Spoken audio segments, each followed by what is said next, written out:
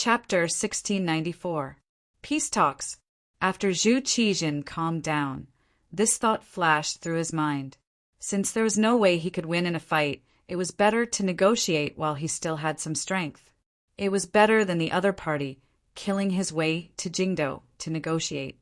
At this time, Zhu Qijin was still dreaming of being the emperor. In his opinion, losing a few provinces was nothing. After his efforts, didn't he already lose half of the great Ming dynasty? Although it was called by Ming, he had long regarded it as a different race. Now he was only losing half of his territory, so why not? As long as he was still the emperor, he would be able to make a comeback, wouldn't he? As long as there was hope, he would fight for it. Mao Mu and Zhou Ziang met Zhu Qijin under such circumstances, because Minister Xie Chongshu had once met with Yang Qindong alone in Crimson City, and as for what they talked about, no one knew. He had long since lost Zhu Qijin's trust. Right now, he was locked up in the prison of the Brocade Guard's Brocade Guard. Now, Zhou Ziang was in charge of the Ministry of Rights. However, his loyalty was still to be determined, so he did not take the position of minister. In front of the two of them, Zhu Qijin tentatively expressed his thoughts. In the end, he said, I am considering the safety of the people and don't want them to suffer the pain of war. So I made this decision.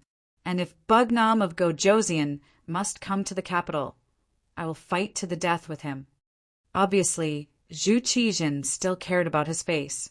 At the end, he still hardened himself and expressed that he was an unyielding person. In fact, in history, Zhu Qijin still had some ability. Even when he was captured by the leader of the Wara, he was very decent and unyielding. Of course, that was only recorded in the history books. As for whether or not it was written under the instructions of Zhu Qijin, who later became the emperor, no one knew. Hearing this, Zhou Ziang carefully raised his head. Reporting to the emperor, this official's qualifications are low. Should I ask Minister Xie to come out and preside over such a big matter? Whether or not there is a problem with Xie Chong is still being investigated. He absolutely cannot be released. What's wrong, Minister Zhou? Are you not confident in your own abilities? Or are you saying that you don't want to share the burden of the great Ming dynasty? Seeing that Zhu Qijin was about to get angry, how could Zhou Ziang dare to say no? He immediately kowtowed and said, This subject is willing to share the worries of your majesty and the great Ming dynasty. Tomorrow I will lead a team to Bugnam of Gojoseon for peace talks. Zhou Ziang knew that it was difficult, but he was even more clear that if he did not agree now, he was afraid that his head would fall to the ground immediately. This attitude made Zhu Qijin's expression much better. After that, he no longer looked at Zhou Ziang. Instead, he looked at Mao Mu and said, Minister Mao, the embroidered uniform guard must arrange for people to protect this matter. Furthermore, the front lines had suffered consecutive defeats. Perhaps the people's hearts were now unstable, and some people might take this opportunity to threaten the great Ming dynasty. We, the embroidered uniform guards, must take action. We won't allow any villains to stir up trouble. Also, arrest Guan Ying's family members. Throw them in jail, put them on trial, and behead them after autumn. This subject obeys, Mao Mu said without any change in expression. Then he glanced at Zhou Ziang, who was kneeling on the ground and trembling with fear. He knew that it was impossible to negotiate now. This was just Zhu Qijin's wishful thinking. As Yang Qindong's spy in the southern Ming Empire, he needed to do more things to show his ability and extraordinariness when he saw that the matter was about to be completed. After Zhu Qijin waved his hand, Mao Mu and Zhou Ziang left Qingjinghal. Then Mao Mu left the palace and went straight to the embroidered uniform guards yamen. He thought that it was time to have a good talk with Shen Nantang and the others. The current embroidered uniform guard was in Mao Mu's hands. It was just like when Chao Jixiang controlled the embroidered uniform guard. However, the difference was that he no longer had any external enemies. Not only did the emperor and empress trust him, but even the entire group of eunuchs did not dare to oppose him. His current power was comparable to Wang Zhen's in the past. When the embroidered uniform guard learned that Mao Mu had come, Shen Nantang, Wu Ben, and Luo Zhu also came to the secret room. "Greetings, master." After the three of them entered, they noticed that there were two unfamiliar men standing behind Mao Mu. Based on their experience, they felt that these two people must be skilled martial artists. They couldn't help but feel a little nervous. They carefully recalled what they had done recently. It seemed that there was no situation where they disobeyed orders. Only then did their complexions become much better. "You're all here. Hand over your sabers." Mao Mu's gaze swept over Shin Nantang and the others before he opened his mouth to speak. When they heard that they had to hand over their sabers, they saw the two fierce warriors standing behind Mao Mu. Wu Ben's instinctive reaction was to not hand it over. This was clearly to deal with him. Although he had been very obedient and had not done anything to let Mao Mu down, he still wanted to resist. Shin Nantang and Luo Zhu did not say anything. Even their expressions did not change. They happily took off the spring, embroidered sabers from their waists, and handed them over to the two strong men who walked over. They were originally scapegoats. If it wasn't for Mao Mu, they would probably have died in prison. Even their lives were given by him. What else was there to be afraid of? As long as it was Mao Mu's words, they would obey. This was because in their eyes, Mao Mu was their savior and their talent scout. Wu Ben only hesitated for a moment before he saw Shin Nantang and Luo Zhu obediently hand over their sabers. Only then did he come to his senses and hurriedly take off his saber. However, this moment of hesitation had already fallen into Mao Mu's eyes. Previously, he was still worried about who to appoint as the commander of the embroidered uniform guard. Now he had made a decision.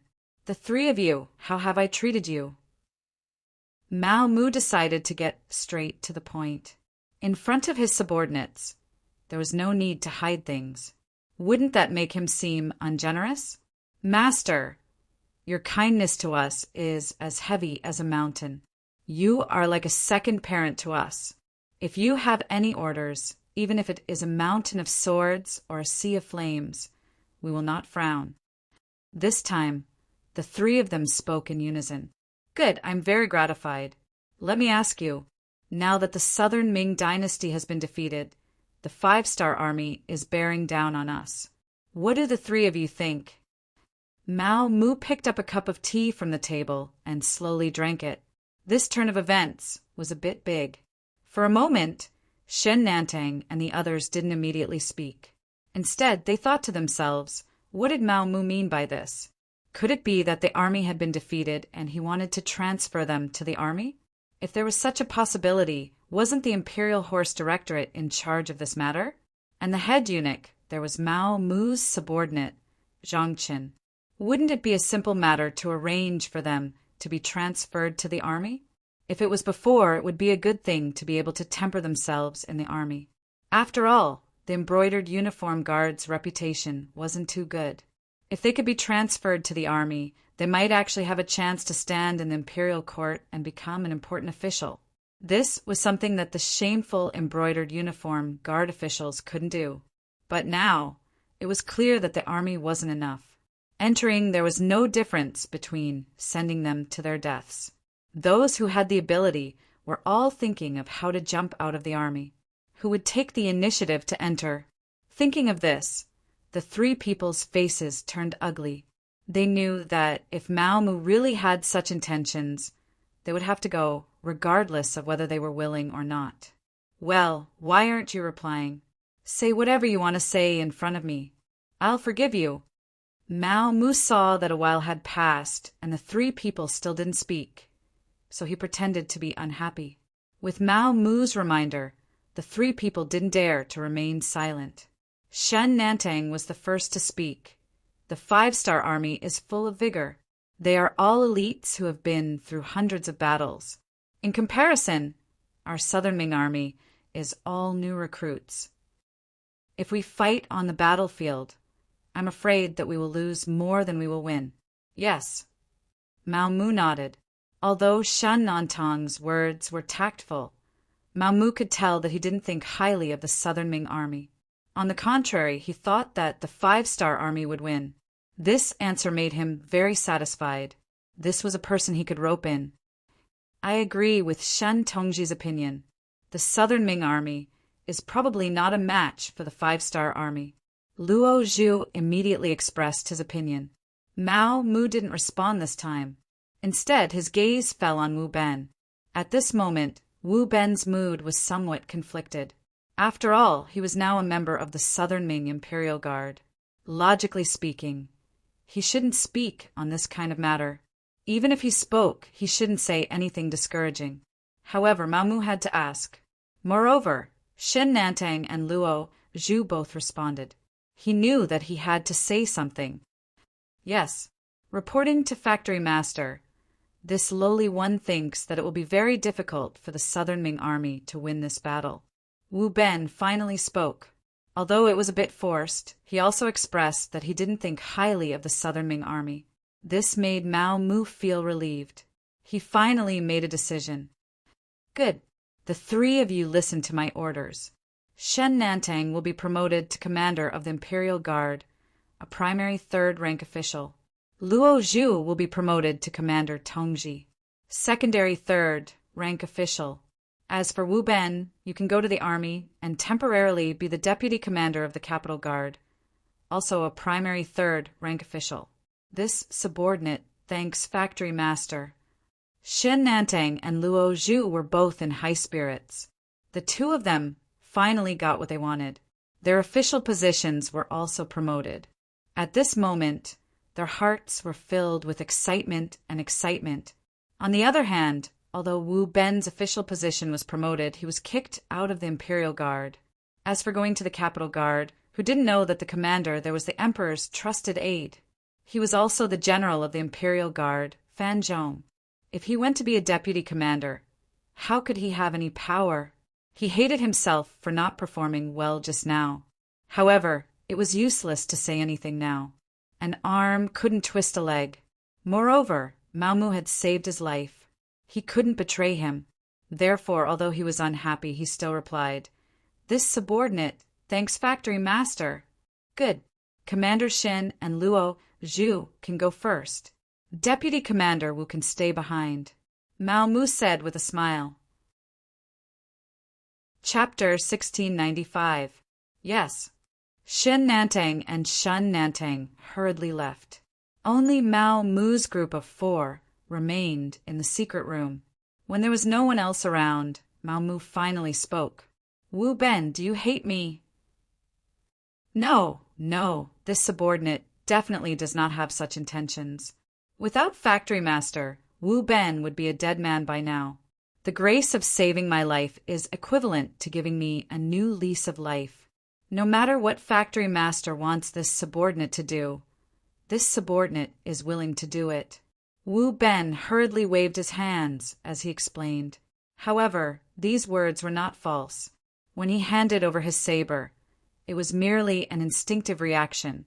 He did not intend to resist, nor did he intend to harm Mao Mu. Yes, this Duke understands your intentions. This Duke also knows that you want to become the commander of the embroidered uniform guard to prove yourself. Mao Mu said with a smile. When these words entered Wu Ben's ears, his eyes involuntarily widened. There's no need to look at this Duke like that. This Duke has been in the Imperial Palace for many years and is most proficient at observing others.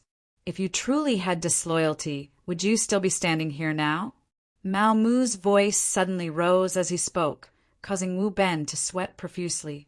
He was also rejoicing that he did not have any disloyalty. Otherwise, he would have become a corpse by now. Wu Ben's performance fell into Mao Mu's eyes. This made him even more certain that he did not use the wrong person. He continued, "Wu Ben, you are not the same as Shen Nantang. He is extremely obedient. As long as it is an order from this Duke, regardless of whether it is right or wrong, he will do his best to carry it out. As for you, you have your own thoughts. Although you will do many things according to my orders, you will always ask yourself why. Is this Duke right? This subordinate knows his mistake. More cold sweat appeared on Wu Ben's forehead. However, Mao Mu did not care about this. Instead, he continued, "It is because of your willingness to think that this duke has decided to hand over the important matters to you. However, I do not know if you have the ability or the courage to do it well. This subordinate will listen to factory master's words and will not hesitate to go through water and tread on fire." In order to express his decision, Wu Ben knelt down on the ground as he spoke. "Fine, since that's the case, I'll be frank with you. Sending you to the Capitol Guard this time is not to send you away, but to give you a great opportunity. Whether or not you can seize the opportunity will depend on your ability. As for the mission, it's to replace Fan Zhong as the commander." What? Even though Wu Ben was somewhat prepared, he was still shocked by the sentence. Who was Fan Zhong? That was because he had followed Ing Zong through the Tumu Castle incident and had been protecting him all the way until today. It could be said that he was the person Zhu Qijin trusted the most. Otherwise, why would he be given such an important position as the commander of the Capitol Guards? On the other hand, he was just a member of the embroidered uniform guard with a dishonorable background. Now he was actually being asked to replace him. Was this even possible? If these words were said by someone else, Wu Ben would have thought that the person was crazy. But since it was Mao Mu who said it, he wouldn't doubt it. He just didn't believe in his own ability. Wu Ben having such a reaction was completely within Mao Mu's expectations. What? Do you have no confidence in yourself or in me? This, your subordinate, has no confidence in myself, Wu Ben said truthfully. No matter. With my support and a large sum of money to pave the way, there's nothing that can't be done. Have you forgotten whether it's Qian Sengbao or Kai Zhong? What kind of status did they have? Didn't they all fall? Since that's the case, why can't Fan Zhong fall? Mao Mu said in a tempting manner, the smile on his face growing wider and wider. Wu Ben looked as if he had been struck by lightning, his eyes widening in an instant. Are you saying? That's right, in order for you to obtain this position, the guild will use all means to help you. During this time, you can try to rope in other people. However much silver you need, I'll give you. In short, you just need to control the Capitol Guard before Fan Zhong falls from power. Mao Mu finally told Wu Ben the general plan. However, for safety's sake, he didn't say that he was already Bugnam of Gojoseon's man. This matter was too big. Unless it was absolutely necessary, he couldn't announce it. Wu Ben finally understood that the factory master wanted to extend his hand to the military. Although he didn't know why Mao Mu wanted to do this. Since this mission was assigned to him, he just needed to do his best. All right, your subordinate will do his best to complete this mission. Haha, you really didn't disappoint me. How about this? These two people behind me will follow you. If you encounter any danger, they will lend a helping hand. You can do whatever you want, they won't stop you, Mao Mu said as he pointed at the two elite Special Forces members behind him. They were both experts in action, specially assigned to Mao Mu by the captain, Tai Hu, to help him complete his mission. Wu Ben naturally saw that these two people were mainly here to monitor him. After all, this matter was too big. No one could be completely at ease. If Mao Mu didn't have any countermeasures, then he would be apprehensive. Since he knew the purpose of these two people's visit, Wu Ben naturally wouldn't refuse, nor could he refuse. He said, "Thank you for your understanding, factory master. Your subordinate will get along well with these two brothers." Very good. With this matter accomplished, Mao Mu's heart was put down. Interfering with the Capitol Guard was one of the main tasks that Yang Qindong arranged for him. Previously, he always felt that the time wasn't right. Now that the South Ming army had been defeated, some opportunities had appeared, and he could grasp them tightly. The reason why he arranged for Wu Ben to enter the Capitol Guard now was to make use of the time difference.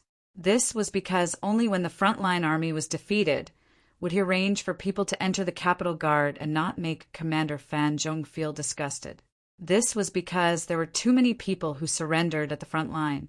Even Guaning had surrendered to the 5-star army. The emperor must have arranged for the embroidered uniform guards to monitor him. That was why he accepted them and didn't think too much about it. Fan Zhong was a person who would never surrender, so he didn't feel disgusted or think too much about it. If it were anyone else, they definitely wouldn't agree to having a deputy by their side in the midst of a great battle. They might even take the opportunity to make a fuss. The matter was just as Mao Mu had thought. At this time, Wu Ben appeared in the Capital Guard and took up the post with an internal affairs report from the Imperial Horse Directorate. As expected, Fan Zhong's thoughts went astray. In the future, the emperor was worried that the army wouldn't be under his control, so he used a conventional method. Thus, not only did he accept Wu Ben's appointment as deputy commander, he didn't report this matter to the emperor. What should he write in the report? Ask why. As for Zhu Qijin, of course, he didn't know that he already had a deputy commander in the Capital Guard. Even if he knew, Mao Mu would explain that it was to better watch over the army. Of course, Zhu Qijin wasn't so easy to fool. Without ordering the embroidered uniform guards to arrange people in such an important unit like the Capital Guard, who knew if he would think too much about it. This was why he secretly did things. Now, it seemed that Mao Mu had made the right bet. Wu Ben's matter didn't attract anyone's attention. This played an important role in taking over the Capital Guard. Guangzhou Prefecture. Guaning and his group were sent back here. The first thing Yu Mian did was to visit the small courtyard where they were locked up. At this time, Guaning no longer had his previous high-spirited appearance. Instead, he looked dejected. Before the war, he still had aspirations.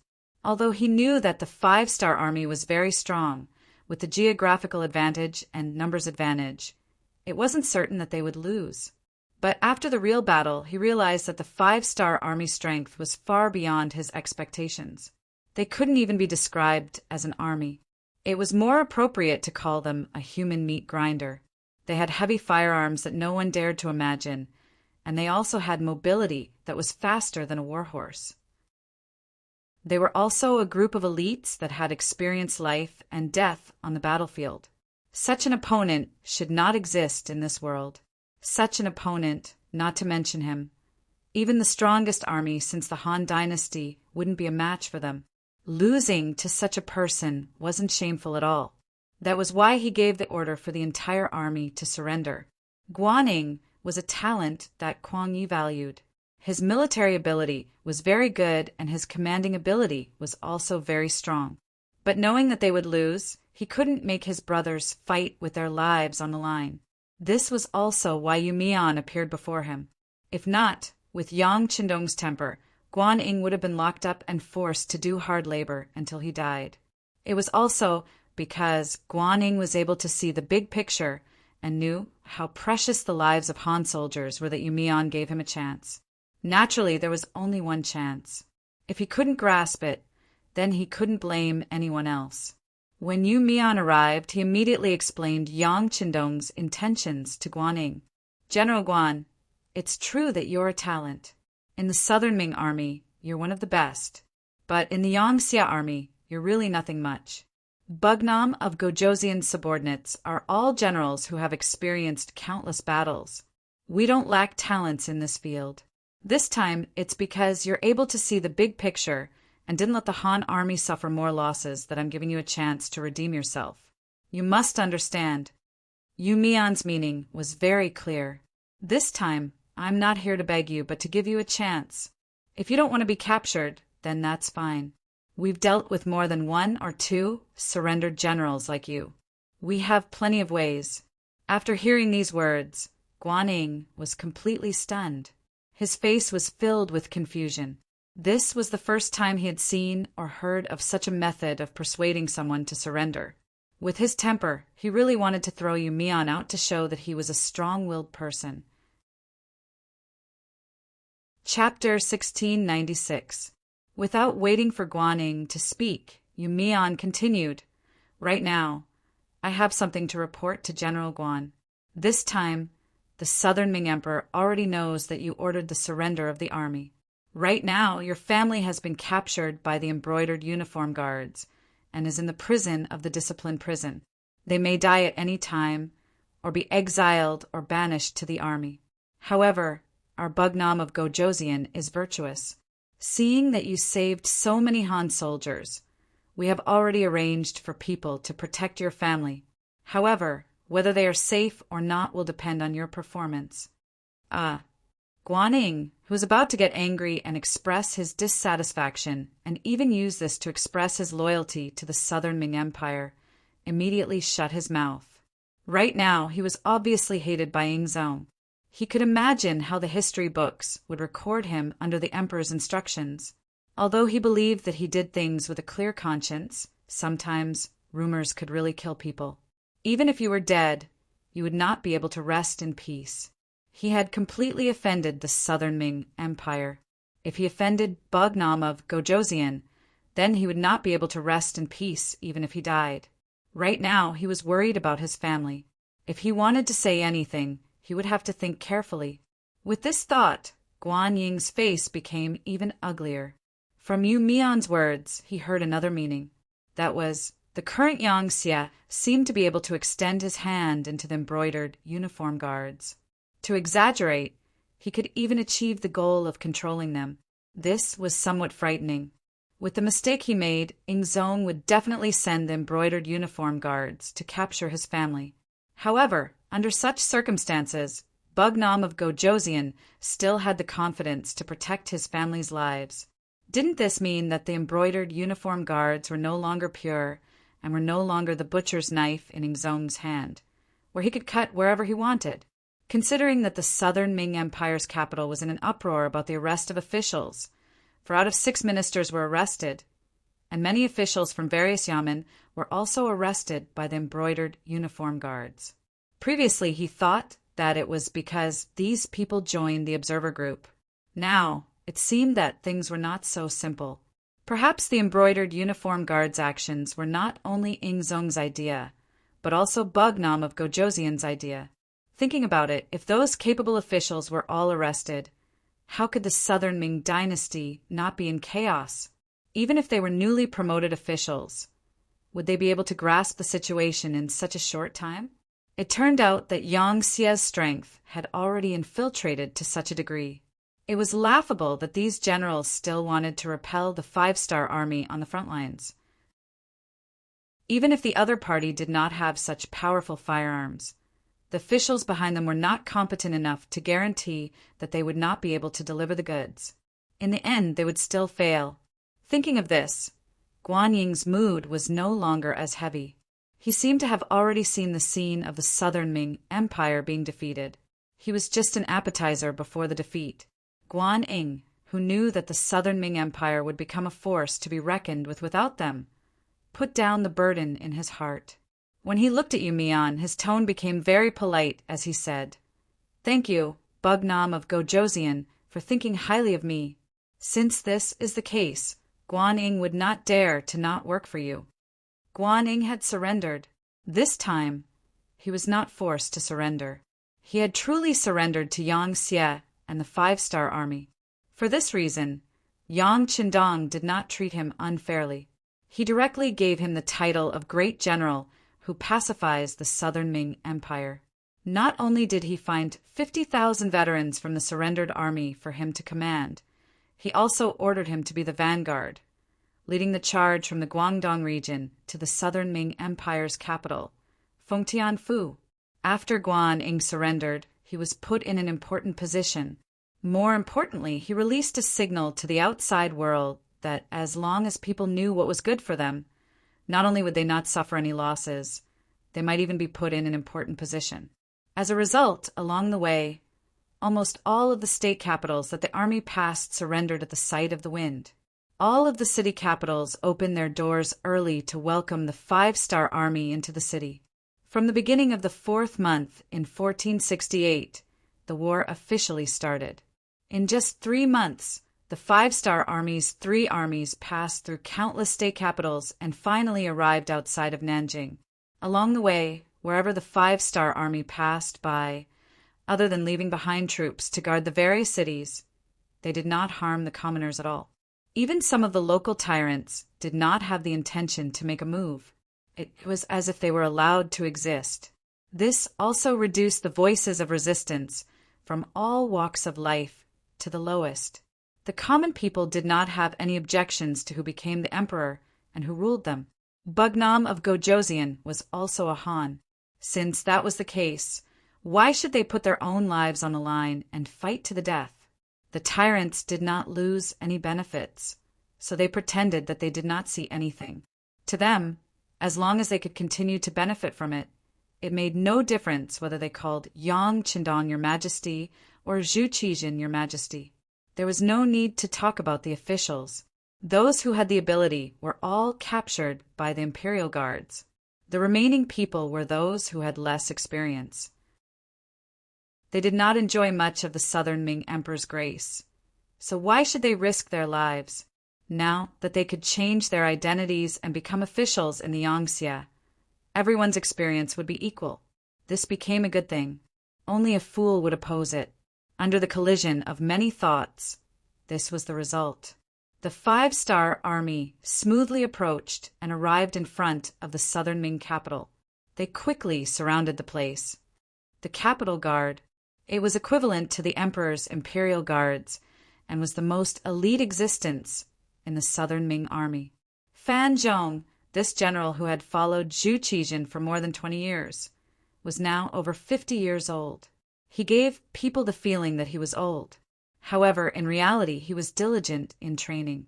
Even now, he could eat 5 caddies of meat, drink half a jar of old wine, and wield the 40 caddies of broadsword like a tiger. Fan Zhong never embezzled the soldiers' rations. Based on his relationship with the emperor's trust, he had obtained many benefits for the Jingdo Guard. This caused the atmosphere of this troop to be quite good, and their training had not been neglected.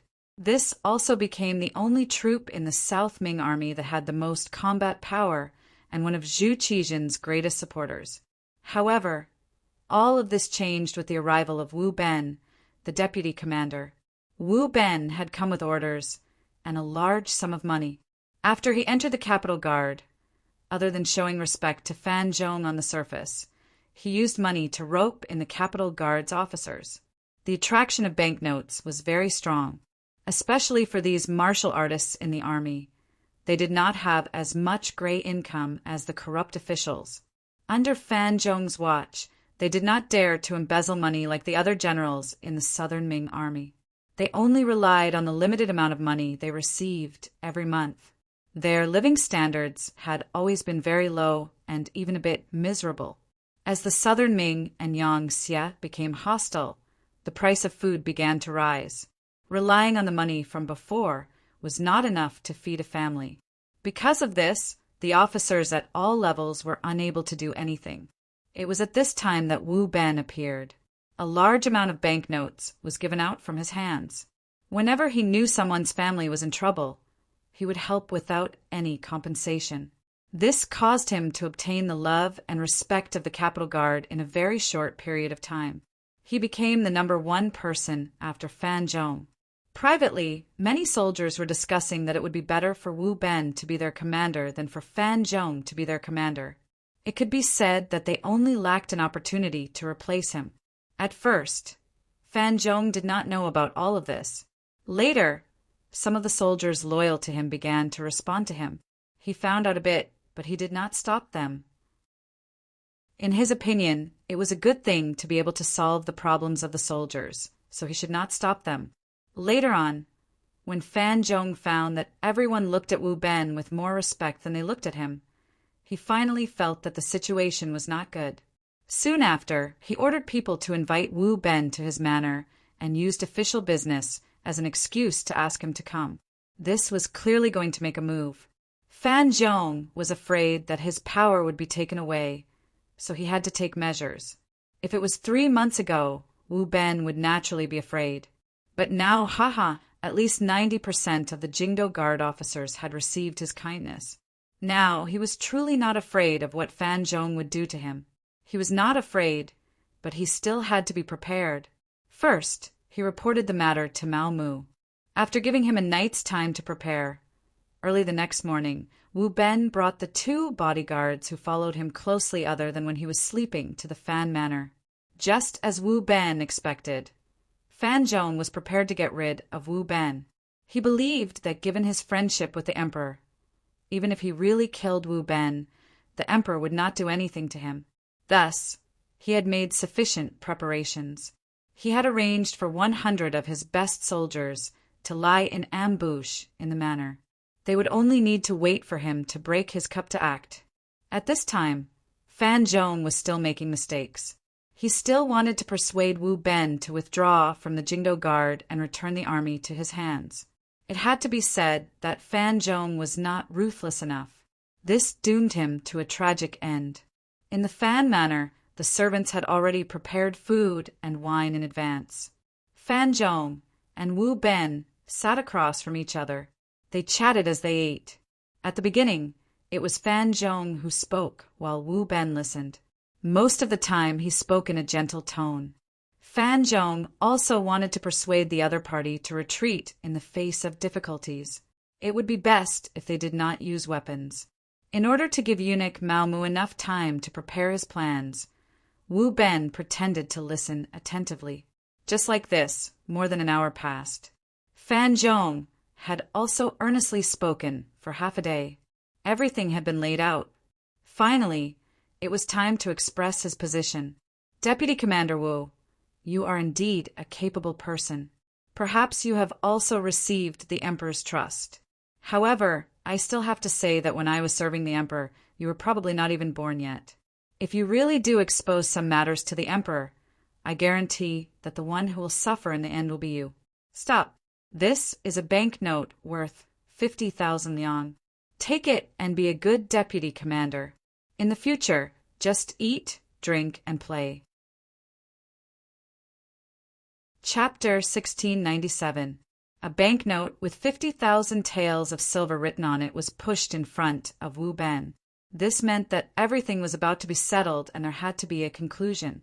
The corner of Wu Ben's mouth twitched slightly as he chuckled. Commander Fan, are you trying to dismiss a beggar? You want me to pretend to be deaf and blind for 50,000 taels of silver? How can that be? Fan Zhong's heart was filled with joy when he didn't directly refuse. He knew that the other party had spent a lot of money recently. He had done a rough calculation and found that it was around 1 million taels of silver. In comparison, 50,000 taels of silver was indeed a bit small. However, it wasn't that he didn't want to take it out, but that he really couldn't take out that much. Even 50,000 taels of silver was obtained by selling some of the things that Zhu Qizhen had given him. Fan Zhong, who didn't have much silver, knew that he was going overboard. He asked in a negotiating tone, "However, how much does Vice Commander Wu need? I can do my best to satisfy you. In the future, a portion of the money that the imperial court earns each month will be deducted and given to you. How about it? How about it?" Wu Ben directly refused. What kind of joke was this? The 5-star army was about to arrive outside the city. Who knew how long the southern Ming Empire could last?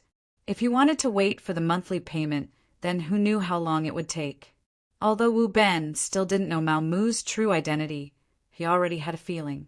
He thought that eunuch Mao wanted him to lead the capital guard because he wanted to use this as an excuse to negotiate with the 5-star army. Since this was the case, he had to firmly grasp the military power in his hands. Wu Ben, who had opened his mouth to refuse, continued, "If you want me to withdraw, then take out 2 million taels of silver. Otherwise, there's no need to talk." 2 million taels of silver was equivalent to paying half of the price. From a certain perspective, it was a bit overboard, but it wasn't much. However, Fan Zhong wasn't rich. He was only a general and wasn't greedy for money. How could he have so much silver? Seeing that there was no room for discussion, Fan Zhong had no choice but to reveal a fierce gaze as he looked at Wu Ben and asked, "Is there really no room for negotiation? Apart from paying directly, there's nothing else to talk about." Wu Ben shook his head and said with a resolute expression, "Good, good, then don't blame this old man." Fan Zhong knew that he had no other choice now that things had come to this point. He immediately threw the wine cup to the ground with a bang. Soon after, the sound of footsteps rang out. 100 executioners who had been lying in ambush rushed out from all directions, completely surrounding Wu Ben and the other two. Seeing so many people surround them, but eunuch Mao Mu's backup plan still not appearing, Wu Ben's expression changed as he asked, "Commander Fan, what are you trying to do?" "I'm the vice commander of the Capital Guard, personally appointed by the Emperor. I haven't done anything wrong. You can't treat me like this." "I'm sorry." Fan Zhong didn't want to continue arguing. He admitted that he was in the wrong. However, he did not want to lose his military power. For many generals, losing their military power meant that they were not far from losing their lives. "Do it, Wu Ben. Don't blame me after you die. If you want to blame someone, blame yourself for blocking my way." Fan Zhong gave the order to attack, and the 100 executioners roared and charged forward. At that moment, a voice rang out before they did. "Oh, this place is quite lively, huh?" Following the voice, Xin Nantang, dressed in the military uniform of the embroidered uniform guard commander, appeared behind Fan Zhong and the others with 300 embroidered uniform guards. The embroidered uniform guard? Seeing the people who had come, Fan Zhong's eyes narrowed as he cursed in his heart. He knew that Wu Ben used to be a comrade of the embroidered uniform guard. Now that the embroidered uniform guard had appeared, he couldn't help but wonder if they had come to support him. More importantly, his actions today were personal and had been seen by the embroidered uniform guard. He was afraid that he wouldn't have a good time in the future. This thought only flashed through his mind. Fan Zhong fiercely shook his head and threw this thought to the back of his mind. Now was not the time to think about this. He had to kill Wu Ben first. As long as this person died, there would be no suitable commander of the Capital Guard. Presumably, for this reason, the Emperor would not kill him. He would only let him redeem himself through meritorious service. Therefore, he only had to kill Wu Ben first to save himself. Thus, even though the embroidered uniform guard had appeared, Fan Zhong still had no intention of stopping. Instead, he continued to shout, "What are you waiting for? Quickly kill him." Fan Zhong would stake everything on a single throw. This was something that Xin Nantang hadn't expected. Seeing that the executioners ignored him and continued to rush towards Wu Ben, he shouted angrily, "Little ones, Fan Zhong is rebelling. Let's attack together and destroy them." Xin Nantang was really anxious.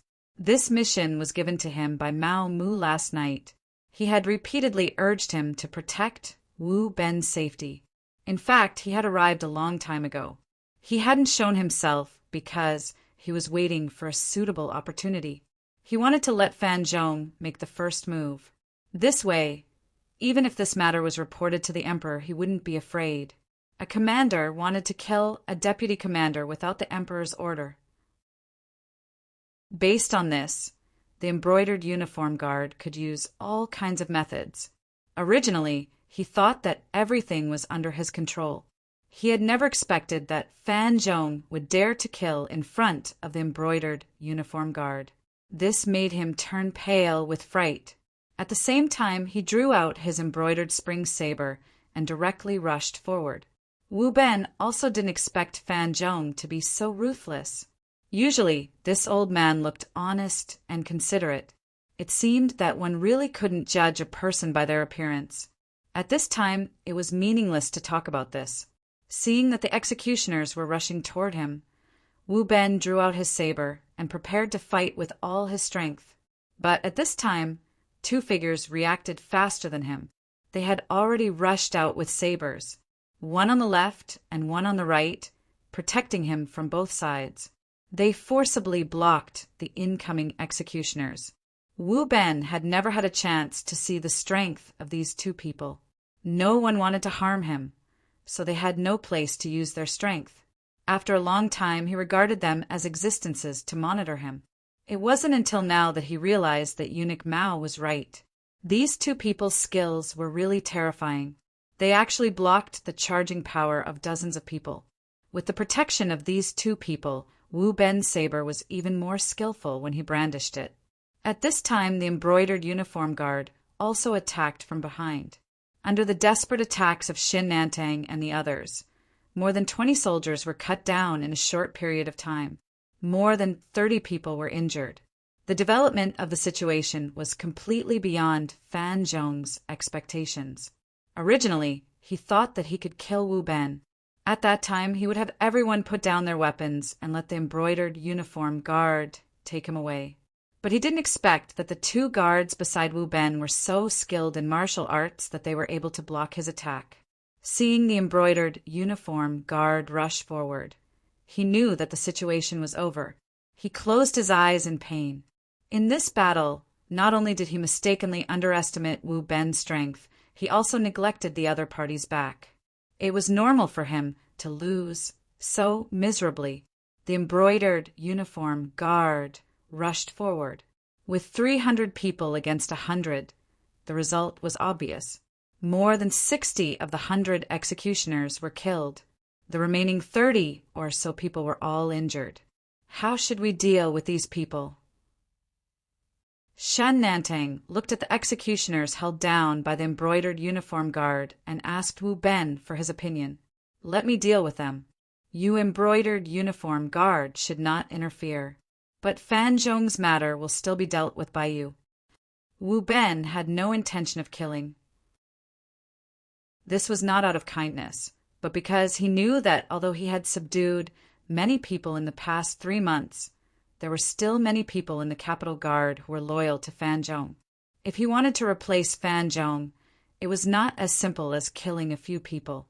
That way, even if there were people who were loyal, it would only be on the surface. He needed to defeat those who supported Fan Zhong mentally. He needed a righteous cause to become the commander. Okay, then we'll do our own things. Shen Nantang nodded. Mao Mu had already given him instructions on how to deal with Fan Zhong last night. Now he only needed to do as he was told. Men, take Fan Zhong to the inner room. Also, gather all the family members in the manor together. Remember, don't even let a live chicken go. The storm was thus forcefully suppressed, but there were still many things that happened afterwards. For example, Wu Ben did not kill a single one of the 30 or so injured executioners. Instead, he gave each of them 100 taels of silver and let them go. Of course, there were conditions. For example, the news circulating in the capital guard was released by these people. Commander Fan Zhong was afraid of the 5-star army and wanted to surrender to them. He called Deputy Commander Wu Ben over for a meeting. Unable to reach an agreement and afraid that the matter would be exposed, he wanted to kill Fan Zhong. Fortunately, the embroidered uniform guard arrived in time and brought Fan Zhong to justice. Fan Zhong wanted to surrender and kill Wu Ben, but he died first. This way of dying was understood by others. For a moment, not only did Fan Zhong not receive any blame, everyone came forward to comfort him. Of course, they were also expressing their loyalty. Anyone could see that after Fan Zhong's death, the position of commander of the capital guard would be Wu Ben. On Zhu Qijin's side, the embroidered uniform guard had also prepared everything. After they used the entire Fan family as a bargaining chip, the captive Fan Zhong had no choice but to go against his will and write a few letters according to Shen Nantang's request. The letters were addressed to Bagnam of Gojoseon. The general idea was that Fan Zhong believed that the South Ming army would definitely lose this battle. After seeing the situation clearly, he was willing to cooperate with the 5-star army to take down Yingtian Prefecture without shedding a drop of blood. He also wrote that if it wasn't for Bagnam of Gojoseon's help at Tuma Castle, he would probably have died. He had been very grateful all these years. This letter was now in Zhu Qijin's hands, and when he read it, he was furious. He did not expect that his most trusted guard general had never truly submitted to him. He even thought that he was a loyal official. Chapter 1698. Thinking about how he had misjudged Wang Zhen, then Qian Xingbao, and now even Fan Zhong, Zhu Qijin spat out a mouthful of blood and fainted on the ground. Mao Mu, Zhang Qin, and the other eunuchs helped him up and sent him to Empress Qian's palace. Zhu Qijin had fallen ill. Due to his anger, he would not be able to govern without 10 days to half a month of recuperation. Mao Mu, the head eunuch and head eunuch of the embroidered uniform guard, was the one who delivered the news. Mao Mu, who had been waiting for this moment, left Zhang Chen to keep an eye on Zhu Qijin. He turned around and called Xin Nantang and Wu Ben to him. At this moment, he no longer had to hide his identity and could tell them everything. You two are the people I trust the most. Now that things have developed to this point, there is no need to hide some things from you. I am a spy that Bugnam of Gojoseon arranged to stay by Zhu Qijin's side. My mission this time is to cause chaos in Nanming, and I have already completed half of my mission. Now that the 5-star army is outside the city, they can enter the city at any time. I want to know your choice. After speaking, Mao Mu's gaze was fixed on Shen Nantang and Wu Ben's faces. Once he found that they had a trace of hesitation, he would kill them. There were members of the Langia Special Forces waiting outside the room. Now that things had developed to this point, there was no room for any accidents. Mao Mu's words were both unexpected and reasonable when they were heard by Shin Nantang and the other man. After all, they had participated in many things.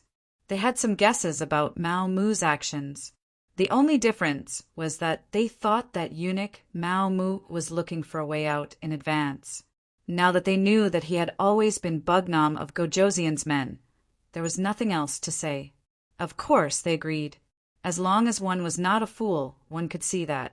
Nanming was about to be replaced by Yangxia. This was already the trend, and it was not something that a few people could change. Now that everyone was thinking of ways to contact Yangxia, how could they not seize the opportunity now that it was in their hands? Eunuch Mao, we are willing to follow you. Please tell us what to do. The two of them quickly made a decision, which made Mao Mu very gratified. All right, you're all smart people. One day, you'll feel proud of the choices you've made. This duke can also promise you that Yangxia will treat you well, and will also put capable people in important positions. As for now, Wu Ben immediately return to the capital guard and take control of the army. At the same time, disarm the protectorate of the 5 armies, the Divine Strategy Battalion, the Supreme Court, and the various city gates that have troops. Afterward, an imperial edict will be sent to you. Commander Shin, here is a list of names.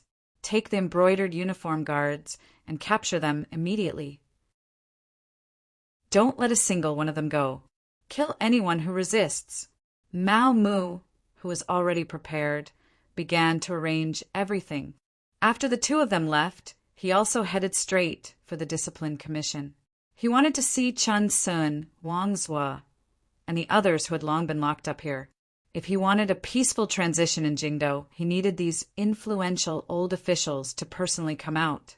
Zhu Qijin was sick in bed, completely unaware that the outside world had already been turned upside down. The factions and people loyal to him had all been locked up. Chan Sun, Wang Zhua, and the other old officials had once again stepped forward to take charge. The 5-star army outside the city was also preparing to enter the city. Once the sky was completely dark, the army would enter the city. As for Empress Qian, her heart was completely focused on Zhu Qijin. How could she care about what was happening outside? Whenever Mao Mu came to report something, she would ask him to find the officials to discuss it. With the help of Zhang Chen, the eunuch who was in charge of writing, numerous edicts were sent out from the palace. Everything was proceeding in an orderly manner. On the 7th day of the 7th month in the year 1468, when the people of Jingdo came out of their homes to the streets as usual, they saw soldiers wearing the uniforms of the 5-star army patrolling the streets. In just one night, the sky had changed. Ingtian Prefecture had been peacefully taken over. Many people didn't understand what had happened, but they had changed from citizens of the southern Ming dynasty to citizens of Yangxia. It could be said that this was the most peaceful change and transfer of power. It was so small that the people didn't feel anything. As the master of the show, Yang Qindong was currently accompanied by Mao Mu and the others into the southern Ming palace. Yang Qindong stopped in front of the Qinzheng Hall. "All right, this king will temporarily work here. Everyone go to your own things. If there's anything you need to report, you can come find this king immediately. Officials, you still have to work hard. The most important thing is to stabilize the price of food. This king has brought a lot of food this time, and it will be sent to the city soon. Now, I ask everyone to open the national treasury and sell the food at a low price. In short, no one is allowed to starve to death because the price of food is too high. Do you all understand? We obey the king's orders." "We understand." The officials of the southern Ming dynasty all cupped their hands and bowed. Then they dispersed. Although the new regime had been set, the personnel hadn't been set. Right now, it was time to perform well. Mao Mu also left the Qinjing Hall and went straight to the palace. At this moment, Empress Qian already knew what had happened outside and also knew Mao Mu's true identity. However, she did not shout or make a scene because she still remembered that if it were not for Mao Mu, she would not have been able to safely travel from the capital of the northern Ming dynasty to the capital of the southern Ming dynasty. Based on this, what right did she have to blame others? Mao Mu appeared in front of Empress Qian with his head lowered. Mao Mu respected Empress Qian from the bottom of his heart. She was kind-hearted and enjoyed a very high reputation in the palace. She had a temperament and was never extravagant. It was rare for her to add a few new clothes in a year. She had a peaceful mind and was neither happy nor sad. She had never vented her anger on people like eunuchs and palace maids. Most importantly, she was very good to Mao Mu. From the time she served the empress until now, she hadn't said a single harsh word to him. Facing this kind of empress, Mao Mu was sincerely respectful. It was just that their paths were different. Although Mao Mu thought that what he did was right, he still indirectly hurt Empress Qian. This time he came here to be scolded. As long as she didn't take his life, he was willing to be beaten up. "Alas, you!" Empress Qian sighed as if she had released all the depression in her heart. "Well, it's useless to say more now. Now the emperor urgently needs to rest and doesn't want anyone to disturb him. Can you do that?" Mao Mu didn't expect that Empress Qian still didn't want to scold him at this time. He was moved. "Empress, this servant will definitely not let anyone disturb the emperor and you. The imperial doctor will also come 3 times a day to take your pulse. If the empress needs anything, you can tell this servant." He didn't even call himself a minister. Just from the way he addressed her, it could be seen that Mao Mu really treated himself as a servant in front of Empress Qian. "Then I'll have to trouble you." Empress Qian nodded silently. Although she didn't know what kind of status Mao Mu had in front of Bugnam of Gojoseon, she knew that Mao Mu must have put in some effort to do this. "I don't dare. As long as it's Her Majesty's order, this servant will listen to it at any time. This servant will also do my best to satisfy your request." Mao Mu lowered her head. After saying this sincerely, she left. After thinking about it, he decided to talk to Yang Qindong. Even if it was for Empress Qian, he had to do his best. In Qinzheng Hall, Yang Qindong was reading the telegram sent by Wang Shan. It was a report of the progress of the Yang Xie cadres entering the provinces, prefectures, and prefectures of the southern Ming dynasty. Since the master was changed, these officials naturally had to be changed. If they were really capable, they would be gathered together to learn and finally be distributed. If they were not capable, they would be given some money to send them away.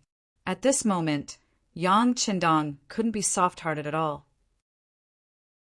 Otherwise, some things would only be more troublesome to solve in the future.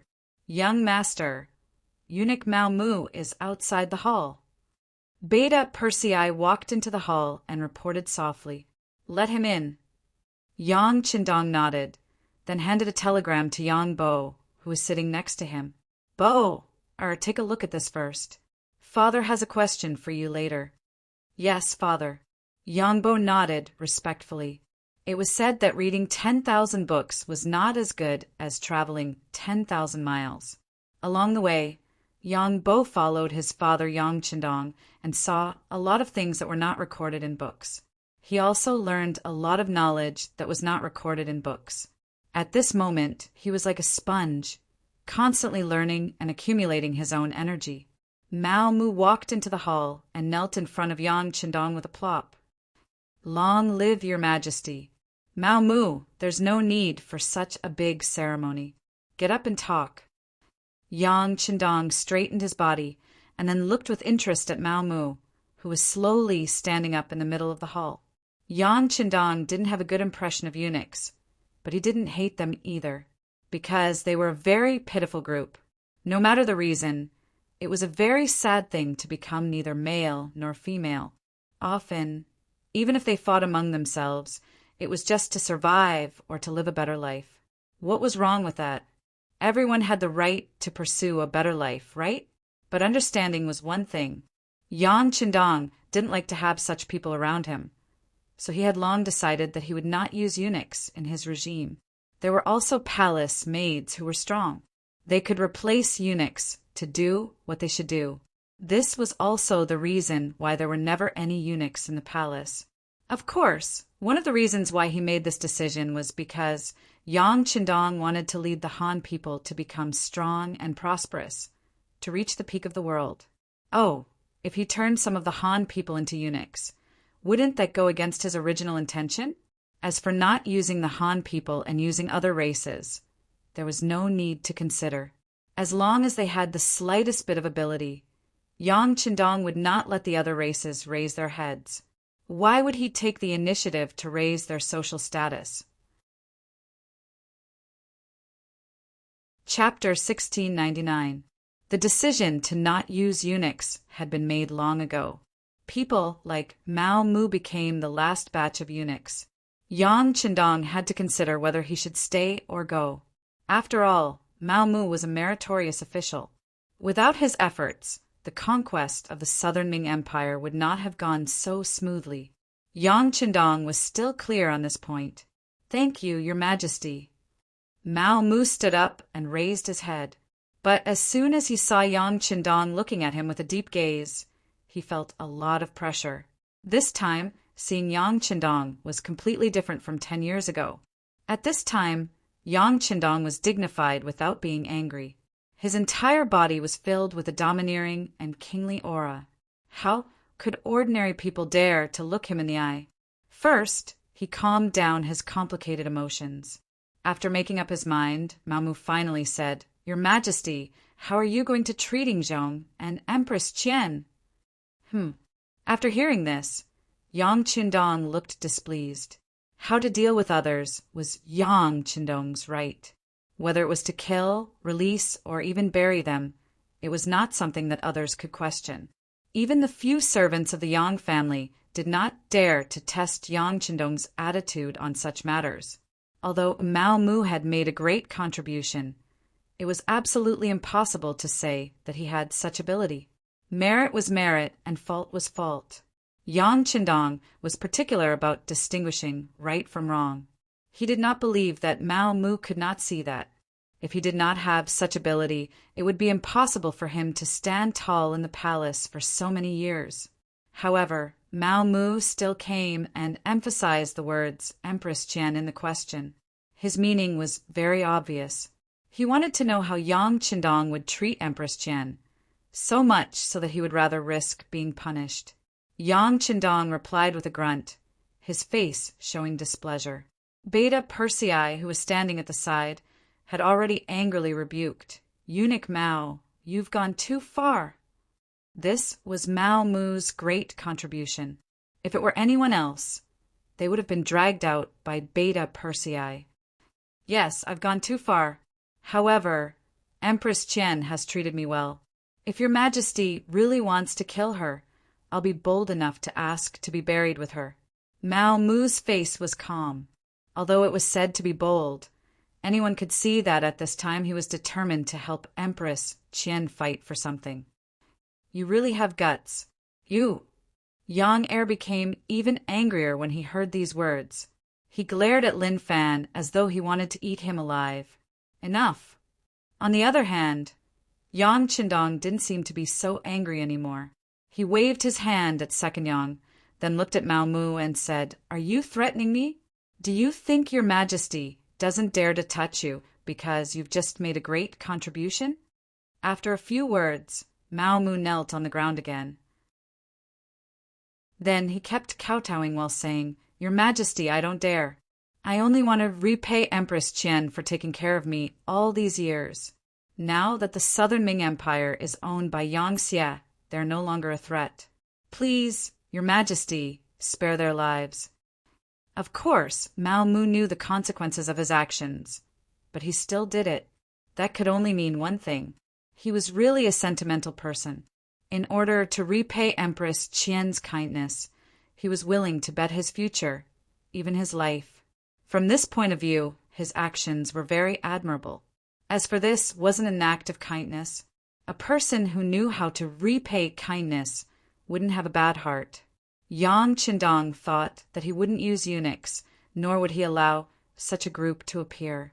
Mao Mu's arrangement was very problematic, and he could not arrange for people who had made meritorious contributions. Otherwise, it would easily disappoint others. Now that Mao Mu had made such a request, why didn't he take the opportunity to give them a chance? No matter what, Zhu Yuanzhang had defeated the Yuan dynasty and led the Han people to become the ruler of the world. He had made meritorious contributions. His descendants should also receive some of his blessings. In an instant, Yang Qindong thought of a way to solve the problem. He looked at Mao Mu, who was still kowtowing, and said, "All right, there's no need to kowtow anymore. If you injure yourself, who will serve Empress Qian?" Ah, Mao Mu was immediately stunned. Then, as if he thought of something, he said with a face full of joy, "Your Majesty is willing to spare their lives?" This prince has never thought of killing them. After all, they are a part of the Han people. Even if you didn't plead for mercy, this prince would only lock them up and send them to a special department to take care of them.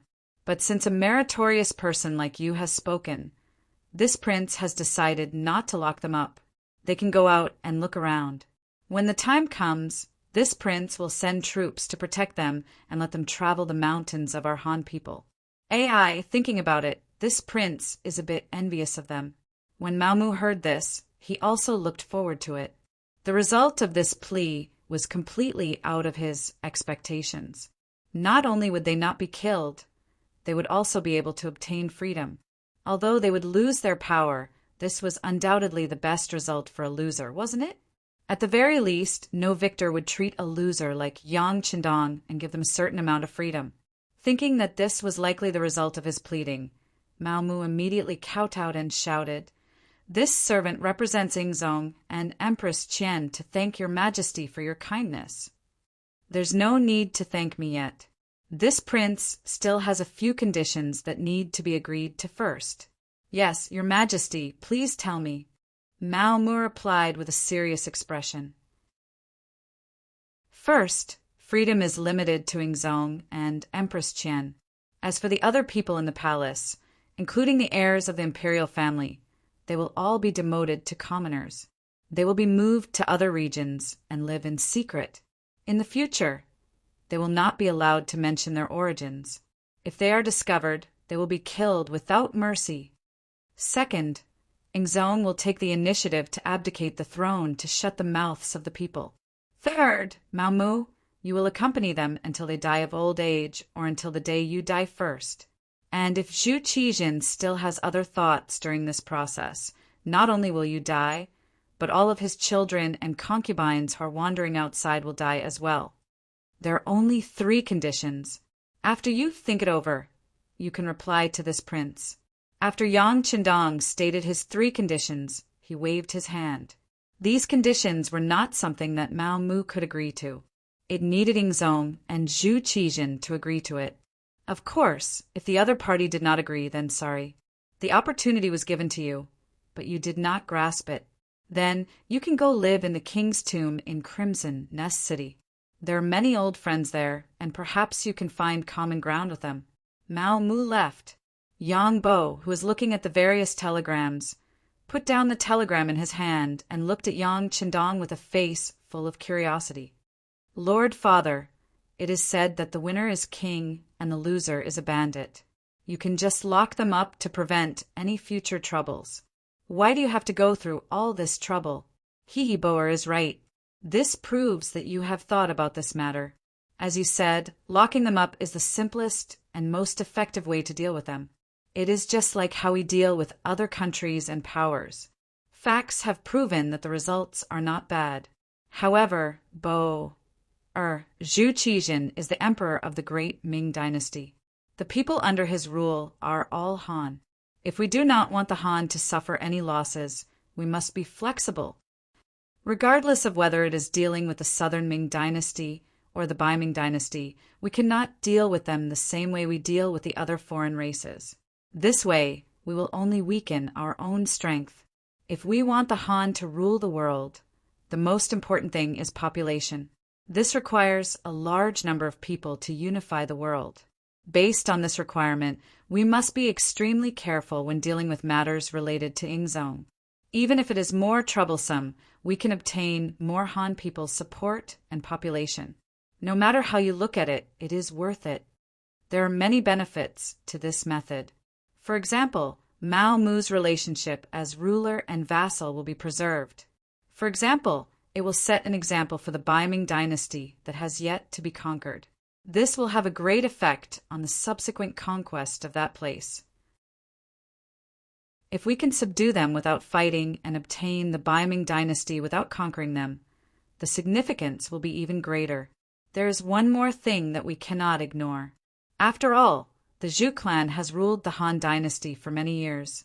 There are still many people who support them and are willing to pledge their loyalty to them. Speaking to this point, Yang Qindong thought about the history of the Ming dynasty. After the Jianfu dynasty entered the Great Ming dynasty, the so-called anti-Qing and restoring the Ming dynasty continued for over 100 years. If this matter was not resolved properly, the same thing might happen to him. He said with a more confident tone, resolving Ingzong's problem is the same as resolving a lot of problems in the future. This way, we can focus more on development and construction instead of quelling the rebellion. No matter how you look at it, it will be worth it. Yang Qindong said so much in one breath. Yang Bo listened to everything before he finished. However, he still nodded. All right, father. Bo, I will remember your words. I will slowly think about it when I return. If there is something that I can't figure out, I will ask father. All right, Bo can ask father if there is anything that you don't understand. Yang Qindong patted Yang Bo's head with satisfaction. He hoped that his son would grow up quickly so that he could retire earlier. To be honest, he also wanted to be like Ingzong and walk around. He did not want to be locked up in the palace and deal with all kinds of things. That kind of life was too monotonous. Bai Ming Dynasty Imperial Palace. The capital of the Southern Ming Dynasty had been taken down by Yang Qindong without shedding a drop of blood. After hearing the news, the Daizong, Zhu Qiyu, spat out a mouthful of blood. Following that, he fell into a coma. However, this caused the imperial physicians and ministers in the palace to be extremely busy. Zhu Qiyu's health had not been good for nearly a year. He would spit out blood from time to time, causing people to worry. If not for the fact that there were many good things in the palace that could prolong his life, he would have died long ago. Chapter 1700. His life was hanging by a thread. One of the things that supported Zhu Qiyu's determination was that he wanted to see how Yang Xie would deal with the Southern Ming Empire. Did the Southern Ming Empire have the strength to fight back and kick Yang Xie out? In the end, both sides would become neighboring countries. The descendants of the Zhu family would then be able to protect the great Ming Empire. When a person had hope in their heart, their life would become more tenacious. After waiting for a long time, the news finally came. The result was unexpected. Yang Xie easily took over the entire Southern Ming Empire, and the great Ming Empire lost half of its territory. This was the worst result that Zhu Qiyu could not hold on anymore. He spat out blood and fell ill.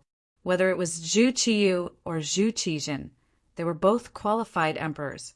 They were better than many of the Zhu family emperors in history.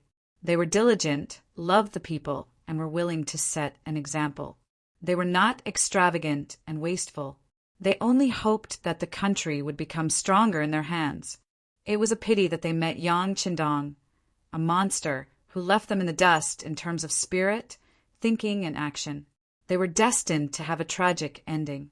It was already a very amazing thing to be able to hold on until now. Zhu Qiyu fell ill again. The persistence and hope in his heart slowly diminished. If the southern Ming Empire was still ruled by Zhu Qijin, perhaps one day Bai Ming would still have the hope of unifying the country and restoring the great Ming Empire's glory. But now, the southern Ming Empire had become part of Yangxia. It was unrealistic to think about unifying the great Ming Empire. When the hope in his heart was completely destroyed, Zhu Qiyu entered the end of his life. With Zhu Qiyu's illness, the power of the southern Ming Empire fell to the crown prince, Zhu Jianxin. At this time, Zhu Jianxin was already 20 years old. He had been the crown prince for a long time, but these years were not easy at all. Every day he had to face a large amount of knowledge and study, which made him very tired. Yang Qindong's appearance changed a lot of history. Zhu Jianxin, a child who should have died at the age of 7, miraculously lived to adulthood. Perhaps there were no records of him in history, or perhaps he was not a talented emperor at all. Since the age of 12, he had already begun to resist imperial power. Deep in his heart, he wished to be a free child who could act like a spoiled child in his parents' arms. He wanted to be like other children who could run wild outside and enjoy the happiness of a child's childhood. His birth meant that he was destined to have no fate with all of this. He was instilled with the teachings of Confucius and Mencius every day, and the teachings of those who knew him well, which made him lose his youthful temperament early on, forcing him to grow up slowly. Now that his father fell ill again, Zhu Jianxin not only didn't want to take over the power, but also treated him as a filial son. Every day, he poured medicine and water in front of Zhu Qiyu's ward. He completely ignored the government affairs. When asked by other ministers, he would reply, "If there's anything, just ask my teacher. He will take care of it." Who was Zhu Jianxin's teacher?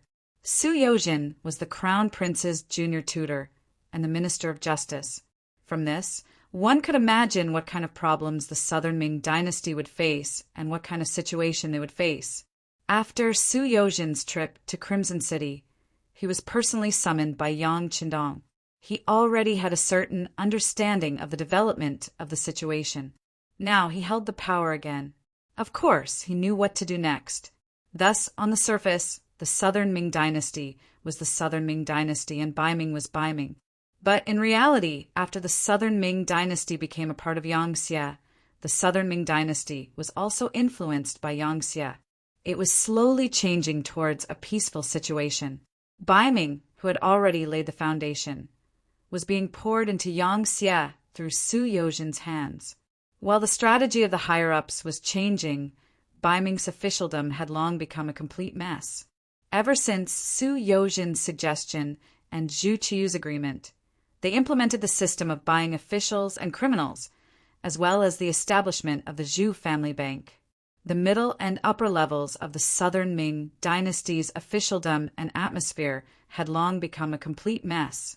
70% of the salaries were deducted from the Zhu family bank. 50% of the merchants' profits also had to be deposited in the Zhu family bank. It was glorified in the name of unifying the southern Ming dynasty's power and finances. Everyone contributed their efforts to better raise the southern Ming dynasty's strength. It could be said that this slogan was heaven-shaking. In reality, in the beginning, the Zhu family bank also possessed a large amount of wealth, and the emperor also had usable money in his hands. However, all of this was obtained at the expense of the officials and the interests of a few tyrants. This method directly led to voices of opposition from the middle and upper levels. If not for Zhu Qiyu's ruthlessness and centralization of power, as well as the colossus Yang Xie eyeing covetously from the outside, there would have been people who would have rebelled a long time ago. The officials and tyrants who couldn't and didn't dare to rebel quickly thought of other methods to solve the problem. For example, oppressing the common people to supplement their own wealth, bribing the tax officials to reduce the amount of tax they had to pay, and so on. It was that saying the higher-ups had countermeasures and the subordinates had policies. As a result, the ones who suffered in the end were the common people. The money in the Zhu family bank also became the common people's hard-earned money. There was also the system of buying officials and the system of buying criminals from the Ministry of Justice. As long as one had money, one could become an official. As long as one had money, one would be fine even if one committed a crime. As a result, the problem of social security was worrying. The rich became more and more lawless, and the common people were still the ones who suffered. Bai Ming's political situation was chaotic under this kind of environment. It couldn't withstand even the slightest bit of external force, and there was the possibility of it collapsing at any time. If Yang Xie dealt a heavy blow at this time, the power would collapse faster than the Southern Ming dynasty, and not slower than the Southern Ming dynasty. However, the crown prince didn't want to solve this problem. Instead, he handed everything over to Su Yozhen. It was easy to imagine what would happen next. Su Yozhen, who had power in his hands, immediately started to do things according to Yang Qindong's instructions.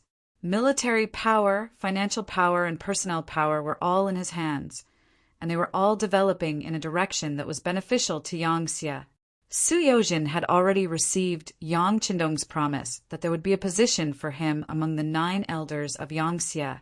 Compared to the powerful and vast Yang Xie, the power of the Southern Ming dynasty wasn't in his eyes at all. The Kingdom of Spain. This was originally one of the largest countries in the West in the 15th century. At this time, it was far from being as arrogant as it was in history. On the contrary, the atmosphere in the country was bleak. This was all because their neighbor, Portugal, was about to be attacked by Yang Xie. Admiral Miguel and Curlutz were captured by Yang Xie, and the merchant Anthony was captured. When the news reached the capital, Toledo, King Enrique IV had shouted that he must take revenge. He must let the ignorant Eastern yellow monkeys know the consequences of angering the great kingdom of Spain. However, this was only a slogan. King Enrique, who is jokingly called a useless person in history, was more interested in countless gold, silver, and beautiful women.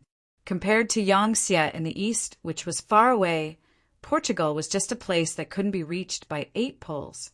Everyone was from 2 different worlds. Why should they go to the trouble of provoking him? In Enrique's eyes, the place that was more worthy of his blade was his neighbor, Portugal. How to occupy this place was the problem that he needed to consider. Spain, who had been accumulating strength, could be said to be eyeing its neighbor covetously. At that time, Spain was indeed a very powerful country, especially after the merchant Garcia obtained information about rail cars from Yang Xie. They took a big step forward in their industrial development. With a strong industrial base, it was more conducive to increasing the strength of their country, thus establishing the fact that they were a big country in the West.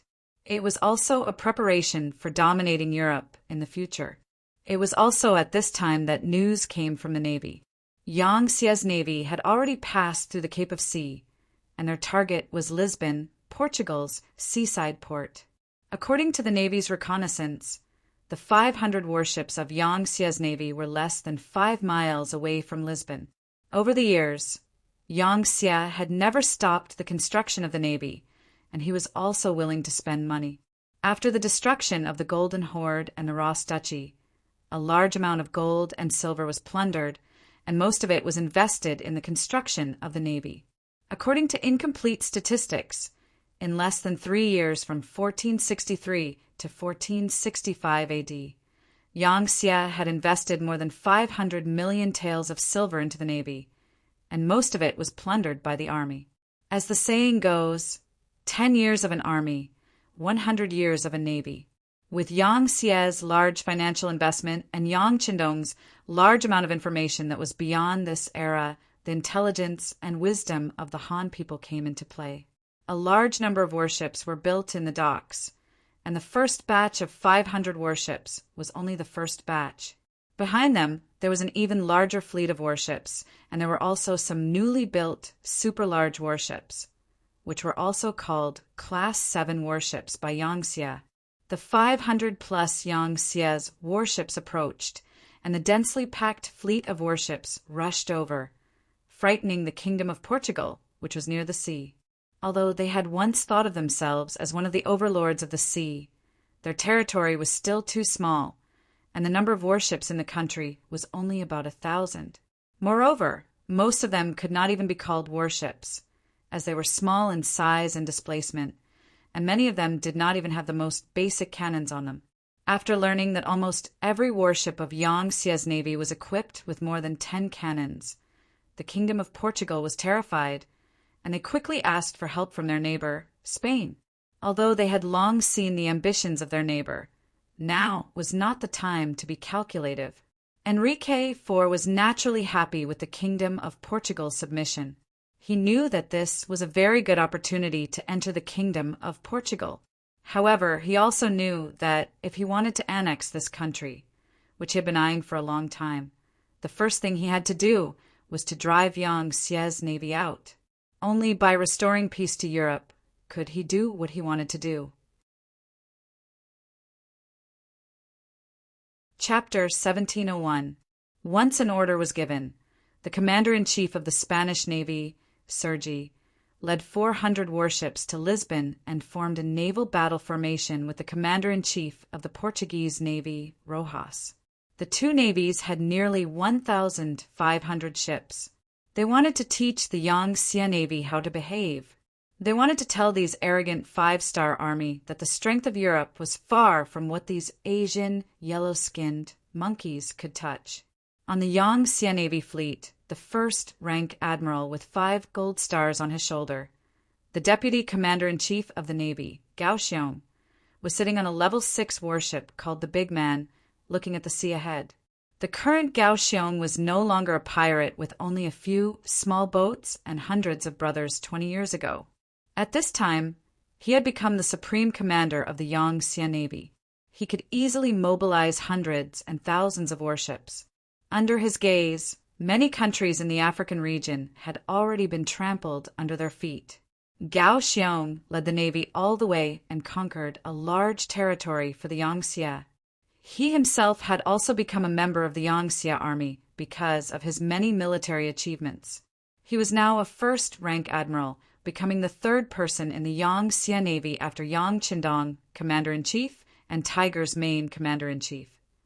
The once awesome deputy commander of the army, Lung Feng, was now just like him, a first-rank admiral with 5 stars on his shoulder. His status had risen, his power had increased, but Gao Xiong had not changed his mind. In his eyes, he was still just one of Yang Qindong's generals. Even though Yang Qindong's current combat prowess had long surpassed that of many countries, this thought had never changed. Gao Xiong would not forget that everything he had today was given to him by Yang Qindong.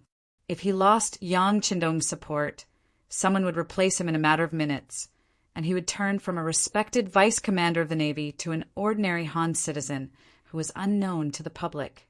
No one knew how powerful the 6th young master was more than Gao Xiong, who was the first to follow Yang Qindong. For example, the powerful cannons and guns that appeared out of thin air, as well as the various creative ideas that no one would have thought of, were all created by Yang Qindong. Who knew what other cards Yang Qindong had up his sleeves? In Gao Xiong's eyes, Yang Qindong was mysterious, and the more his status rose, the more he understood just how powerful Yang Qindong's mysterious power was. For example, there were 6 mobile cannons in the 6th grade ship that were hidden under his feet. After seeing its power for the first time, Gao Xiong was completely convinced. He didn't dare to have any other thoughts in his heart. In fact, he had never had such thoughts. After all, Yang Qindong had treated them well. Reporting to the Deputy Commander-in-Chief, the scout ship ahead has reported that a large number of foreign warships have been spotted 60 nautical miles ahead of us. They are swarming towards us in an encirclement. A lieutenant colonel ran up to Gao Xiong and reported with a salute. There are about 1,500 warships. 1,500 ships, that's 3 times our number.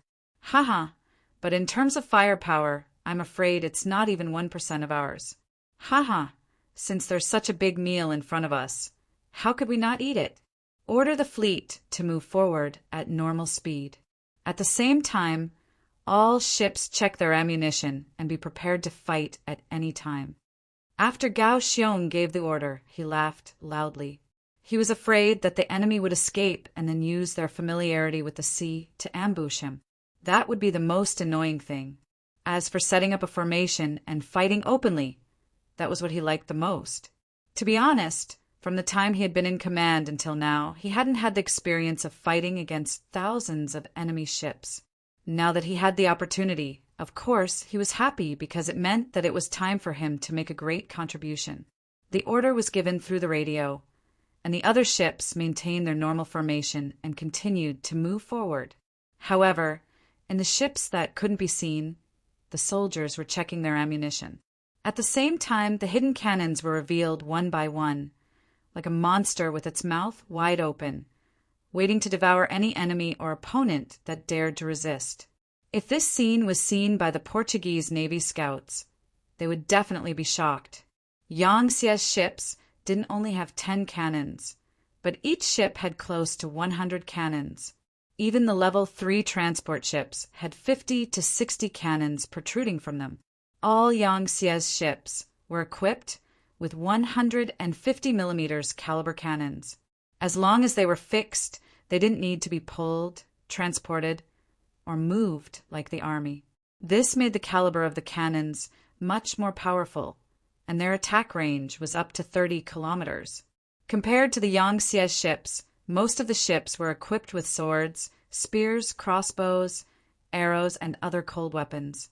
There were also hooks, spears, axes, hooks, and other weapons that were specially used in naval battles.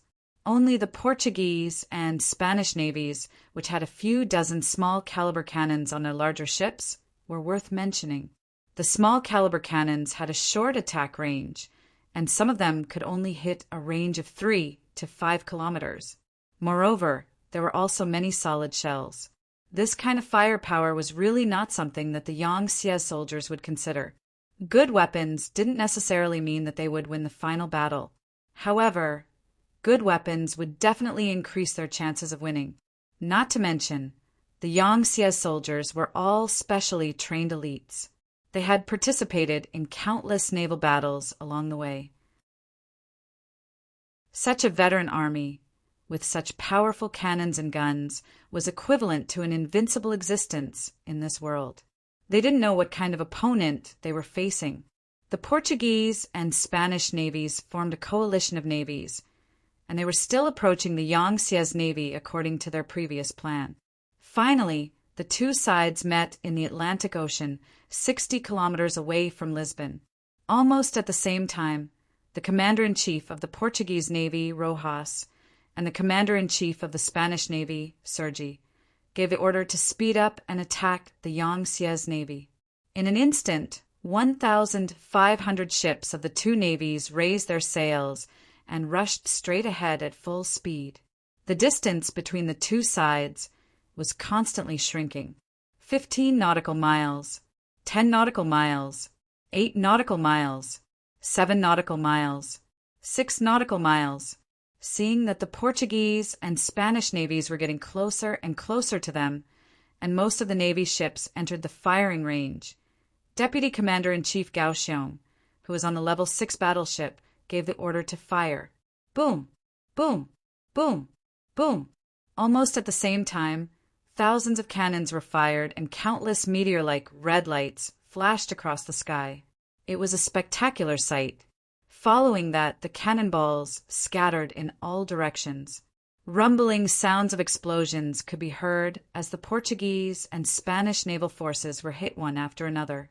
Some of them were directly blown into two halves, while others were blown up and sunk to the bottom of the vast Pacific Ocean.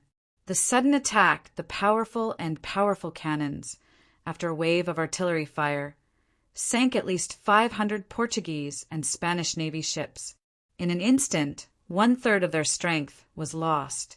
This made Rojas and Sergi's eyes widen in disbelief. Just a few seconds later, the two commander-in-chief gave the same order almost at the same time, and that was to retreat again and again. As the saying goes, once an expert makes a move, you will know whether he is an expert or not. At such a distance, their cannons couldn't reach them at all, and they were completely in a position to be beaten. And judging from the power of the enemy's cannons, it was not something they could withstand. It was not an exaggeration to say that almost a single cannon could sink a small ship and make a large ship lose half of its strength. Under such intense artillery fire, how could they resist? How could they be an opponent? Unlike the Yangtze Navy, who can send orders by telegraph, they still rely on primitive semaphore to send orders.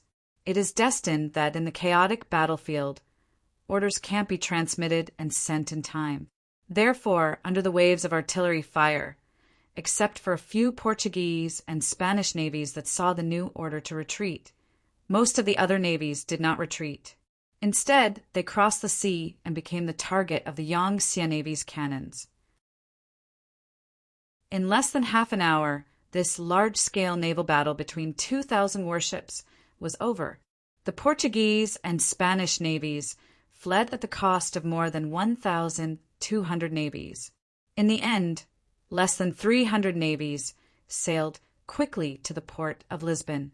The panicked Portuguese and Spanish navies had already lost their will to fight. They only wanted to escape to land and rely on their various facilities and trenches to resist the Yangtze Navy's attack. However, it was too late to escape at this time. The Yangtze Navy had already used the principle of steam, and its speed was not something the Portuguese and Spanish navies could compare to. Vice Commander-in-Chief Gao Xiong put down his binoculars and gave an order. Leave 200 navies to clean up the battlefield and rescue the enemy who fell into the water. Haha! The sixth young master said that now that the southern Ming Empire has become part of the Yangtze Navy, they will need a lot of manpower to build railways and roads there. Let these people work for a while. While saying these words, Gao Xiong seemed to see the scene of these captives working in the southern Ming Empire and saw the moment when the sixth young master showed him. Gao Xiong's smile disappeared in a flash, and his expression became calm again. He continued, "Order the other 300 navies to follow the Portuguese and Spanish navies and head to the port of Lisbon. Tell the people below to not fire carelessly. Now is not the time to destroy them. These 300 navies still have their final value." The so-called final value was to intimidate the enemy. Just as Rojas and Sergi were about 2 miles away from the port of Lisbon, before they could even breathe a sigh of relief, a wave of cannon fire covered the entire area. The two commanders and their navies sank to the bottom of the sea. In this battle, they were pitiful. They basically did not have the chance to fire their cannons. Even if they did, due to the distance, they did not damage a single Yangtze navies. Chapter 1702. This battle could be said to be a cowardly one. The disparity in strength meant that the Portuguese and Spanish navies were doomed to complete defeat. On the port of Lisbon, the 5,000 Portuguese soldiers saw the scene of the two navies being completely destroyed. While everyone was shocked, the news was quickly conveyed to the rear.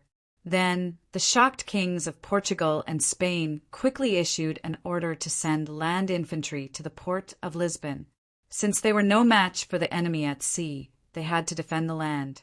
As long as they did not let the enemy land, the safety of the two countries would be guaranteed. Although they lost the joint fleet, the two kings did not feel that there was any danger. They even mocked Jiang Xie for only knowing how to show off at sea. If they directly went ashore after destroying the joint fleet, how could the 5,000 soldiers stop them? By now, Yang Xie should have already reached the land, and the flames of war should be everywhere in Portugal. Now they were prepared. Almost all of the Portuguese army was mobilized, sending out 300,000 soldiers, and the Spanish army also sent out 200,000 soldiers. Together, they had 500,000 soldiers. How could they give the enemy a chance to go ashore? As long as the Yang Xie navy could not go ashore, how long could they last at sea? In the end, the enemy would definitely withdraw.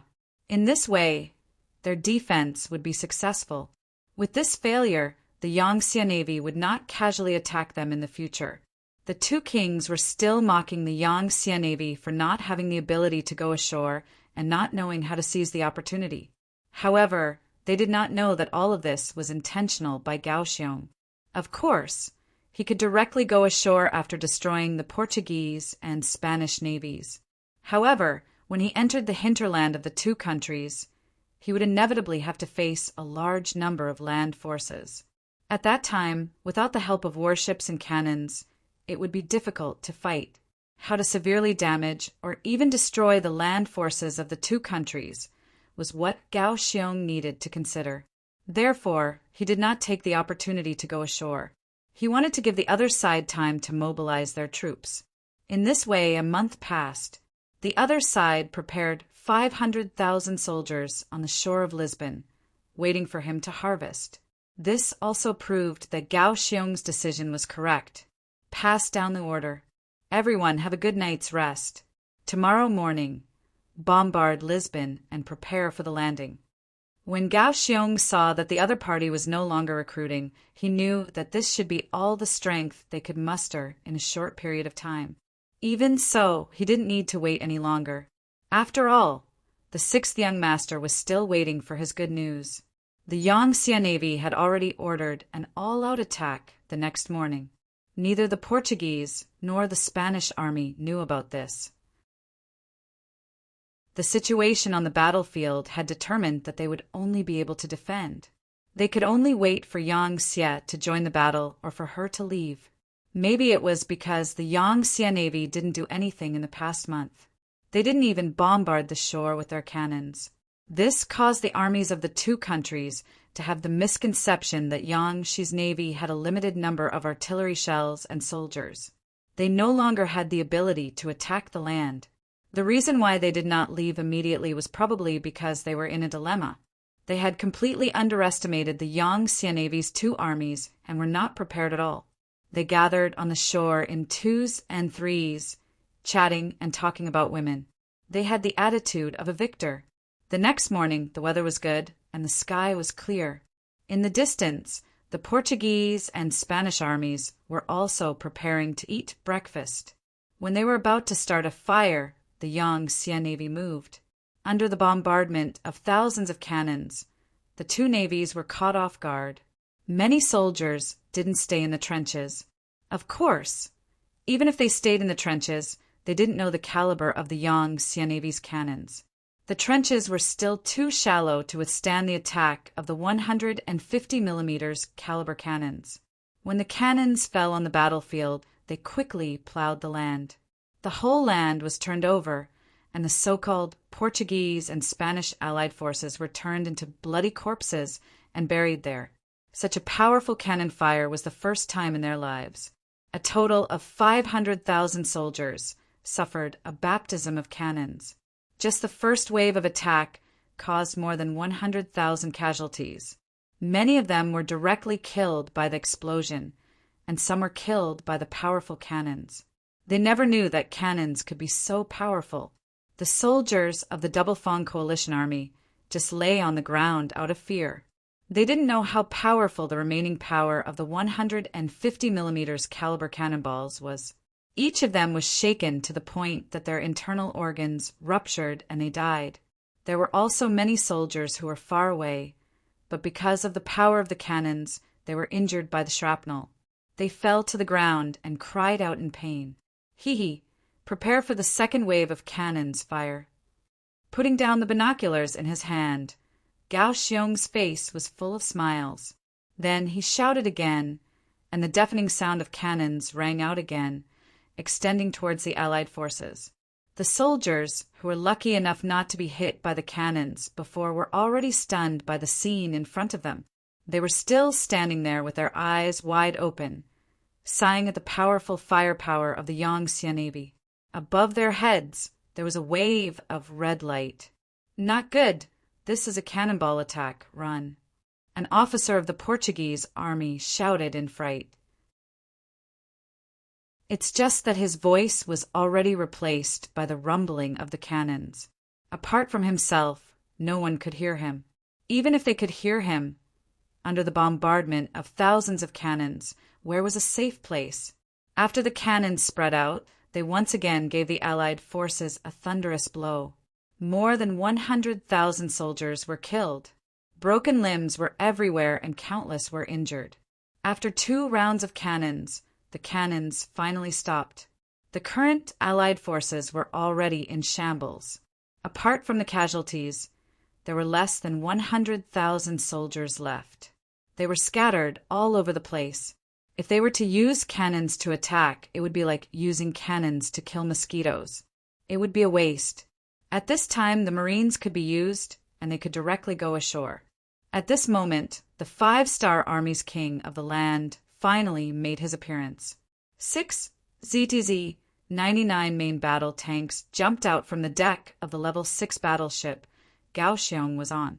They passed through the temporary iron bridge built by the engineers and smoothly arrived at the port of Lisbon, Portugal. Behind the rumbling king of the land, there were tens of thousands of soldiers from the cold front. They all carried the same Type 95 and charged towards the shore in large strides.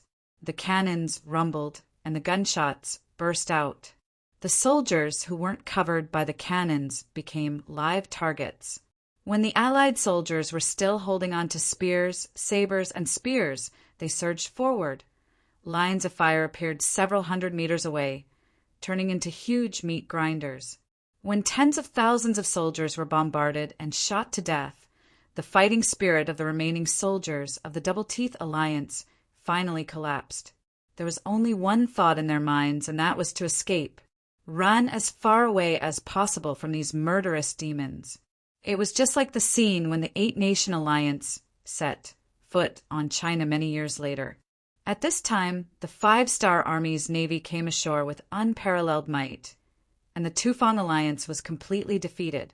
Tens of thousands of Marines, under the leadership of the 6 tanks, smoothly captured Lisbon, and then chased the deserters of the Tufong Alliance into the hinterland of the Kingdom of Portugal. The advantage of firearms and years of hard training finally paid off. In less than a month, the entire Kingdom of Portugal was completely captured, and then the army's vanguard kept moving towards the neighboring Toledo of the Kingdom of Spain.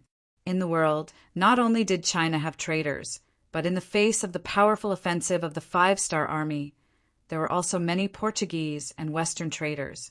In order to survive, they took the initiative to become the guides of the Yangtze Army. They helped to occupy the land of the 2 countries and helped to plunder the wealth of the 2 countries. In just 3 months, the bright red flag of the 5-star Army was planted all over the borders of Portugal and Spain. It was worth mentioning that when Kaohsiung led the army to attack Toledo, he also found a railcar construction factory here. This was all bought by the merchant Garcia at a high price from Resin City. He originally wanted to use this to start an industrial revolution in Spain, and now all of this fell back into the hands of the 5-star Army. As Yang Qindong expected, it was all for the development of Yangtze. The occupation of Portugal and Spain was just a microcosm of the Yangtze Navy's conquest of the West.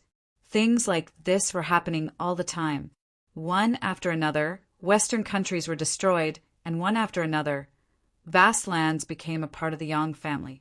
And this kind of war would continue until one day, Yangtze's 5-star flag was planted in every corner of the Western world. By Ming capital, Zhu Qiyu, the Daizong, finally passed away due to illness. In 1469 AD, his son, Zhu Jinji, succeeded the throne and was given the title of Hazong. It was a symbol of peace. It was just a title, and it could not change everything. Bai Ming's strength was rapidly weakening. If not for the fact that Yang Xie was still consolidating the fruits of his victory over the Southern Ming Empire, Bai Ming would have followed in the footsteps of the Southern Ming Empire. Obviously, Yang Qindong did not have any intention to attack Bai Ming. In the 3 battles that he had fought against the Southern Ming Empire, more than 10,000 Han soldiers had died. It was enough. Now that he was going to deal with Bai Ming, Yang Qindong hoped to take over everything in a more peaceful way. He believed that he could do this. Zhu Jianji succeeded the throne. Although he did not like power, and he did not even want to be the emperor, he was still in power. However, he was still in power and had just ascended to the throne, so he still wanted to do everything he could to turn the tide with his own strength. One of the things he did was to take back some of the power of his teacher, Su Yozhin, and personally handle the affairs of the country. Although Zhu Jianji did not show any ambition for power or political methods when he was the crown prince, no one could underestimate an emperor. However, no one could underestimate the power of an emperor. The day Su Yozhin really took over the throne, when the Northern Ming's genie guards and Eastern faction guards were completely under her control, Zhu Jianji saw the drawbacks in some of Su Yozhin's actions. He really couldn't understand how his late parents could pass such an obvious act of cheating the country by using money to buy officials and crimes. After taking away Su Yozhin's power and confining her at home, the young and energetic Zhu Jinji began a 2-year-long journey of reform. Regarding this, Yang Qindong had been watching from the sidelines. He also wanted to see what this young emperor, who had never appeared in history, would do. Would he really be able to change the entire Northern Ming dynasty into a brand new state? Clearly, Yang Qindong was going to be disappointed. Zhu Jianji, who only wanted to rely on his own strength, was still too young. He did not understand the way of the emperor. Although many of his ideas were good, and he had used a few ambitious young officials, the road of reform was not so easy to walk. When it came to the interests of the conservative factions, even the emperor would be defeated and forced to leave Maiqing. After 2 years of tossing and turning, the orders from above could not even leave the capital's Shantian prefecture. Zhu Jianji, this young emperor, was also resisted by more and more officials. At this time, Su Yozhin once again had a place to use her skills. More and more officials sought her out, hoping that she could stand up and preside over the situation. When necessary, they were even willing to lower their heads to Bugnam of Gojoseon. These people were not stupid. They could already see that if they allowed Zhu Jianji to continue tossing and turning, it would not be long before their wealth would be greatly reduced. If the reform continued, their lives might not even be saved. In contrast, if they surrendered to Yang Xie, they would at least be able to live peacefully and keep at least 20% of their wealth. In comparison, this result was much more acceptable.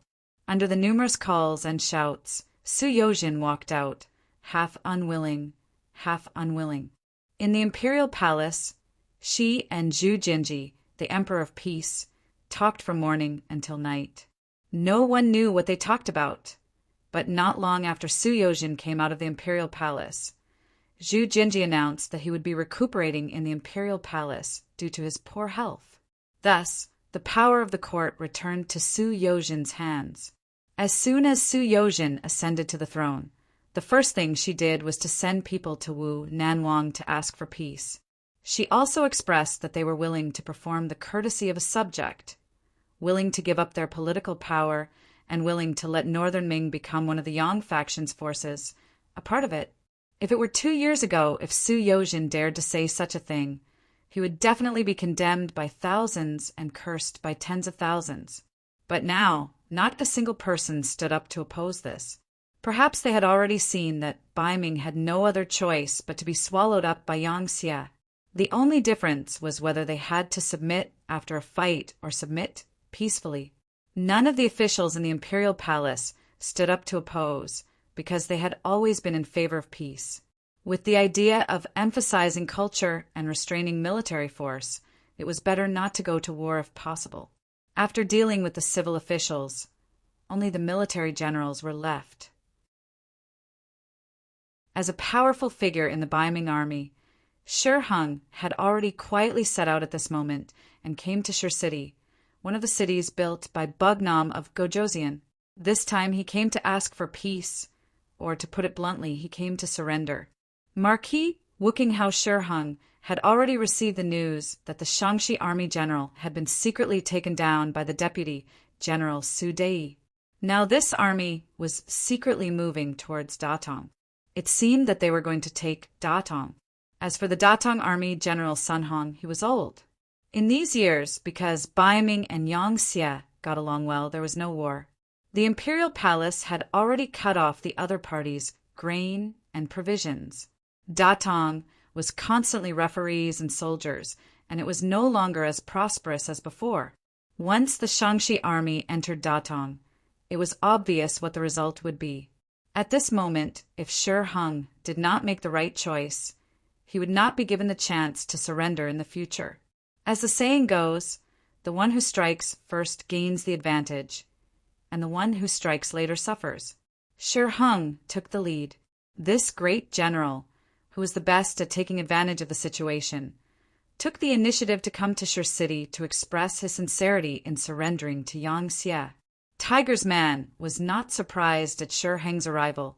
In fact, he had been waiting for this moment. Otherwise, as a member of the military committee, he would have gone to Qiqian City to take up his new post. Seeing that Shi Hung had finally appeared, he could not help but breathe a sigh of relief. The man had feelings for the woman, and the woman had feelings for each other. The following negotiations were naturally very smooth. Shi Hung's request was not high. He just wanted to save his and his family's lives. He probably also knew that over the years he had fought many battles with the Five-Star Army, although they all ended in defeat. However, he had also killed the soldiers of the Five-Star Army. Who knew if they would bear a grudge against him? He did not dare to ask for too much. He only asked for his old life and the safety of his family. Regarding Shi Hung's tactfulness, Hu Mang did not make things too difficult for him. It was still the same sentence that the young master often said. The Baiming army was also made up of Han people. They would not fight their own people. In this way, in just over an hour, it was agreed that Shi Hung would take his 300,000 Baiming army and surrender to Yangxie. As a reward, Yangxie would not make things difficult for Shi Hung and his family after this. He would leave half of his property. Shi Hung was very satisfied to be able to keep half of his property. Compared to other rich people who would easily hand over 80% or even 90% of their property, Shi Hung was very satisfied to be able to keep half of his property. After the important matter was discussed, Shi Hung chatted with Tiger's man while drinking tea. The atmosphere was very harmonious. Seizing the opportunity, Shi Hung carefully probed, "General Hu, may I know about the deputy commander-in-chief of Shaanxi?" Tiger's man's lips curled up slightly. He knew what the other party wanted. At this time, he was not afraid that the other party would know. He casually said, "Shi Ho, you're asking about Deputy General Su Dei, right? In fact, he has been a member of Yangxie for 10 years. Oh, right, he was personally recruited by Bugnam of Gojoseon. He has always been in the Baiming army as a spy." A flash of surprise appeared in Shi Hung's eyes. He praised himself in his heart and started to rejoice that he had done the right thing. Since Yang Qindong could arrange a spy in the Shaanxi army, who knew if he had such a spy by his side? If he resisted until the end, his head might be chopped off by one of his subordinates before the war even started. After learning the truth, Shi Hung was even more determined to surrender.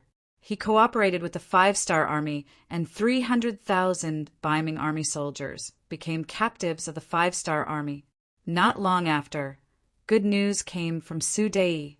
Due to the fact that Datong's general manager Sun Hong was unrepentant, he still wanted to compete with the Shaanxi army despite the disparity in numbers. After sleeping for one night, his head was chopped off by an inconspicuous soldier beside him. Because of this, the leaderless Datong army could only choose to surrender when the Shangxi army arrived at the city gates. The rebellion of the border army had opened the western gate of Baiming Morning. After the new 5-star army commander Shi Wanshan pacified the Yusing region and rested for a year, he led his army into Baiming. The army headed straight for the capital of Baiming. The army passed through the Xian Mansion, Huailai, and Juyong Pass. When the news reached the capital of Baiming, the civil and military officials in the imperial court were all shocked. They knew that Baiming was no match for Yangxia, but they had never expected that the army would surrender without even fighting a single battle. In the imperial palace of Baiming, Zhu Jianji, who had already stopped his reforms and handed over his authority, did not have any change in expression when he heard this news. All of this was within his expectations. In the 2 years that he had been in power, he had always felt a large hand obstructing him, as if everything he wanted to do was fraught with difficulties. At that time, he had already predicted that this day would come. With a sigh, Zhu Jianji issued an order. Someone summoned junior teacher Su into the hall. Around 2 hours later, Su Yozhin entered the main hall of the imperial palace and saw Zhu Jianji seated in the throne room. This subject pays respects to your majesty. It was only a bow. Given Su Yozhin's status as the emperor's teacher, it was common practice to not kneel unless there was a major event. Someone give junior teacher a seat. Thank you, your majesty. Zhu Jianji waved his hand, and all the eunuchs and maids in the hall withdrew. Once there was no one else present, Zhu Jianji spoke with an ashen face. Junior teacher, we can no longer protect the great Ming dynasty, right? Zhu Jianji's voice was filled with an indescribable bleakness. Although he had no desire for imperial power, fate had made him a descendant of the Zhu clan. At this time, he had to watch the foundation of his ancestors fall into his own hands. That feeling was also very difficult to bear. Su Yozhin, who had long been prepared for this, wanted to persuade this emperor's student to take it easy. But in the end, after opening his mouth, he didn't say anything. He only spat out a word after hesitating for several breaths. Yes.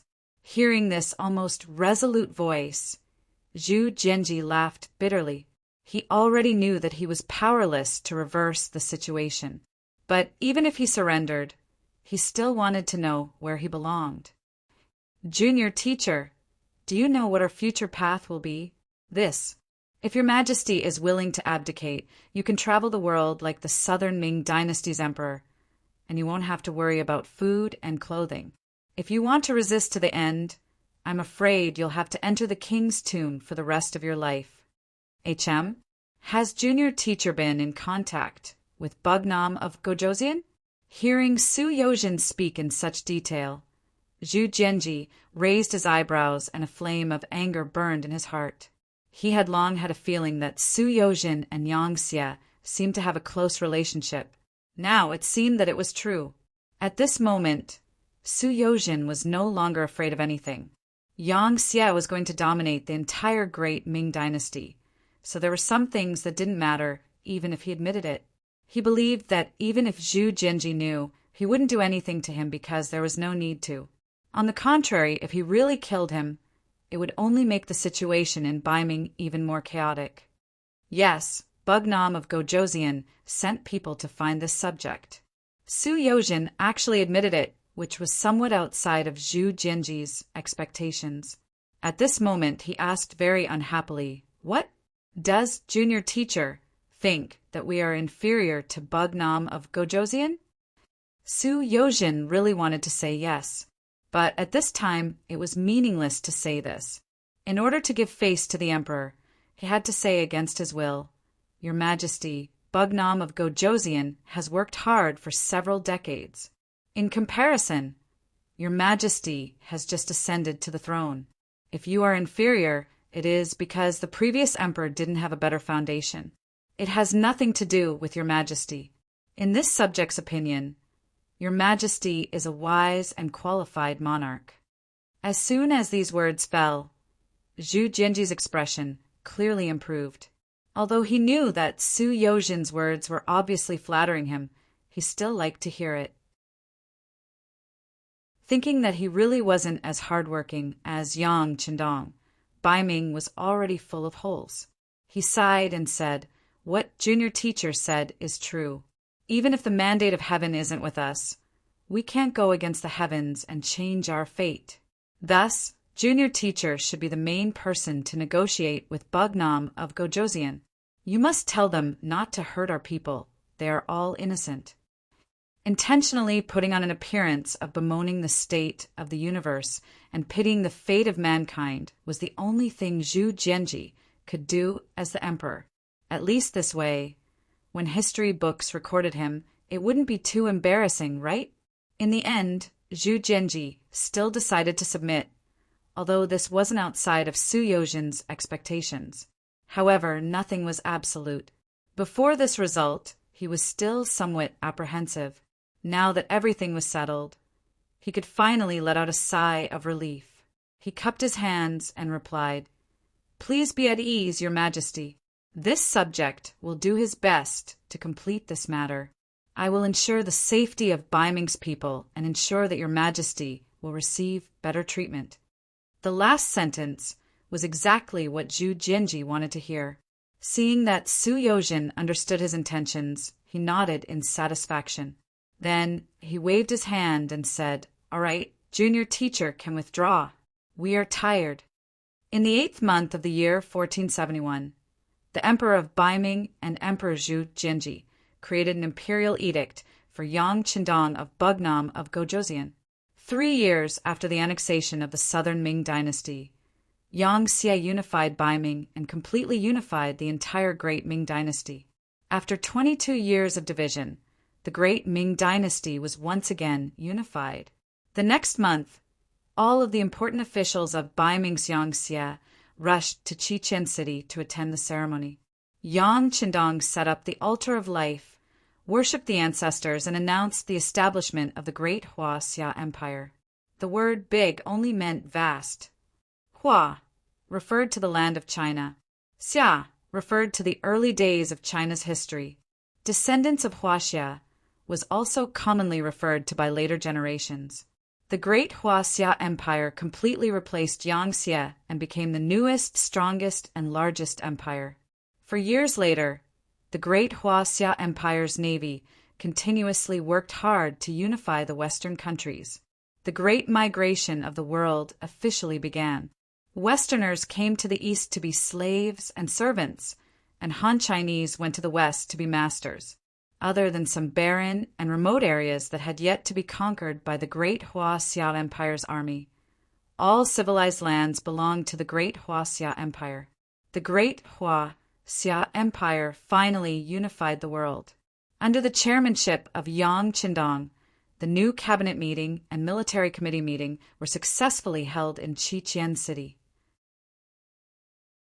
The cabinet elders, Yu Qian and Xin Yu, retired from the cabinet because of their age.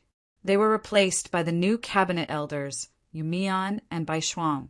At this point, the 9 members of the new cabinet were Luan Shaoqin, Wu Qian, Long Tainan, Yu Mian, Bai Shuang, Su Yozhin, former Bai Ming official, Hu Changning, Empress Huyan's father, former Bai Ming official, Shanglu, former Southern Ming official, and Ma Dali. The military committee was expanded from 5 members to 9 members. They were Tiger's Mane, Lung Song, Gao Xiong, Tian Yu, Tian Hu, Beta Persei, commander of the Black Cavalry, Yang San, director of the General Intelligence Bureau, Yang Si, chief of the Logistics Department, and Yang Wu, commander of the Imperial Guards. After the cabinet and military committee, there were more than 30 governors. They were Governor of East Asia, includes Great Ming, the Mongolian grasslands, Korea, and Japan. Governor General in Southeast Asia. Sphere of influence includes the Philippines, Vietnam, Laos, Cambodia, Myanmar, Thailand, Malaysia, and Brunei. Governor General of South Asia. Sphere of influence includes Nepal, Bhutan, Bangladesh, India, and Pakistan. Governor of Central Asia. Sphere of influence includes the provinces of Kazakhstan, Kyrgyzstan, Tajikistan, Uzbekistan, Turkmenistan, and Timor. Governor of West Asia. Sphere of influence includes Khan, Iraq, Iran, Syria, Jordan, Lebanon, Israel, Palestine, Saudi Arabia, Yemen, Georgia, Armenia, Azerbaijan, and Turkey. In addition, there were more than 20 regional governors in Northern Europe, Eastern Europe, Central Europe, Western Europe, Southern Europe, North Africa, East Africa, Central Africa, West Africa, South Africa, Oceania, North America, and South America. The governor positions would be changed every 5 to 8 years to prevent any private power from getting too big. The list of governors would be recommended by the military committee and appointed by the Great Huaxia Emperor.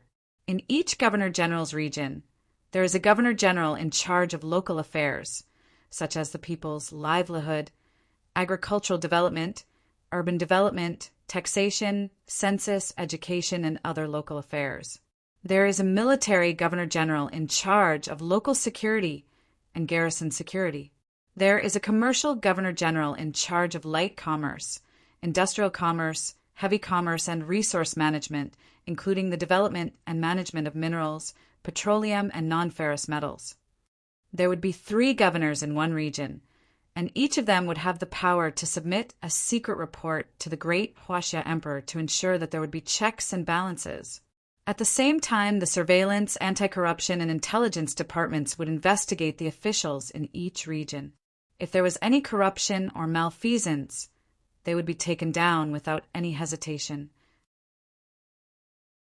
Because these undercover officers were also randomly transferred and changed every few years, it was impossible for anyone to bribe them.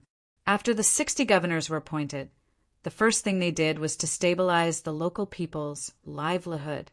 First, they solved the problem of food. Next, they raised the Han people's position in the world. As long as one was a Han person or a Han person, they would enjoy the best treatment. For example, they would receive special treatment in education, hospitals, housing, and business. Even in terms of marriage, only Han Chinese men were allowed to have multiple wives, or Han Chinese women were allowed to have multiple husbands after they had some achievements and applied for permission to have multiple wives. For a time, people all over the world learned Chinese, learned how to write Chinese, and were proud of their identity as Han people. They suppressed other religions and destroyed other languages and books. Anyone who was found to be harboring such things would be punished. If it was light, they would be killed. If it was heavy, they would be exterminated. What the Great Huaxia country needed was a voice, a language, a history. In the end, the highest authority of the Great Huaxia kingdom was given to the emperor, followed by the 9 members of the cabinet, the members of the 5 military commissions, and the more than 60 governors on the 3rd level. After that, as the creator, founder, and core figure of the Great Huaxia kingdom, Yang Qindong was also prepared to let go of his power and become a hands-off emperor. In 1475 AD, which was the 4th year of the Great Huaxia country, Emperor Yang Qindong passed the throne to his successor, Crown Prince Yangbo, with lightning speed. By the time the cabinet, the army, and the various governors knew about this, Yang Qindong had already left the throne and brought his 8 wives to tour the world. When the people of the world heard the news, they all cried. They thought that the Great Huaxia Emperor did not want his people anymore. Many Han people thought that this was a huge matter. It was not until the new emperor, the 2nd Great Huaxia Emperor, Yangbo, took the initiative to express to the people of the world that his father, Yang Qindong, was not abandoning his people. Instead, he was going to tour the world and observe the lives of his people closely to understand what they needed. Only then did the people stop crying and laugh. At that moment, Yang Qindong had truly won the hearts of the Han people. He had truly brought the Han people to the peak of the world. This was something that no ancient emperor could do. His achievements would be recorded in history and forever recorded in the hearts of countless Han people who were walking towards prosperity and happiness. Yang Qindong's appearance had achieved the ultimate goal of the Han people's reunion and the Han people's supremacy. He did not let down Datsong's help and did not let down the mission given to him by transmigrating in his previous life. He did not forget his original intention. When the Han people walked to the peak of the world, when other races crawled at the feet of the Han people, he laughed. It was a laughter that he had never laughed so heartily in the 20 years since he came to this world. Then this laughter spread throughout the great Huaxia Empire and was forever imprinted in the hearts of the Han people. The end of the book, when he finished writing these 3 words, he was extremely excited. After 2 years of hard work day and night, he had told a relatively complete story. Although Longzi's update speed was not very fast, it was stable. Since the day the book was published, there had not been a single time when he stopped updating. For 2 consecutive years, more than 700 days and nights, 5 million words could be considered a positive result. Without everyone's support, Longzi would not have persisted. Although his grades had not been very good, he had never stopped working. This was the direction that Longzi had worked hard towards. Since he had started, there must be results. From 2010 to now, it had been like this for 11 years. He also thanked everyone for accompanying Longzi through this journey. In the book of military supplies, there were also many people to thank. Moral Student 609, G. Pingon L_Rue, Book Friend 587600743, Book Friend 582782201, Flame 3-inch Ding, Book Friend 26784426, Kinkenshu 202, Book Friend 57762277, Godblock_Killing God, 134610099964, Badaojiang Dazili, and so on. Thank you for your support, rewards, subscriptions, and recommendations. With your support, Longzi will put in more effort to write every story.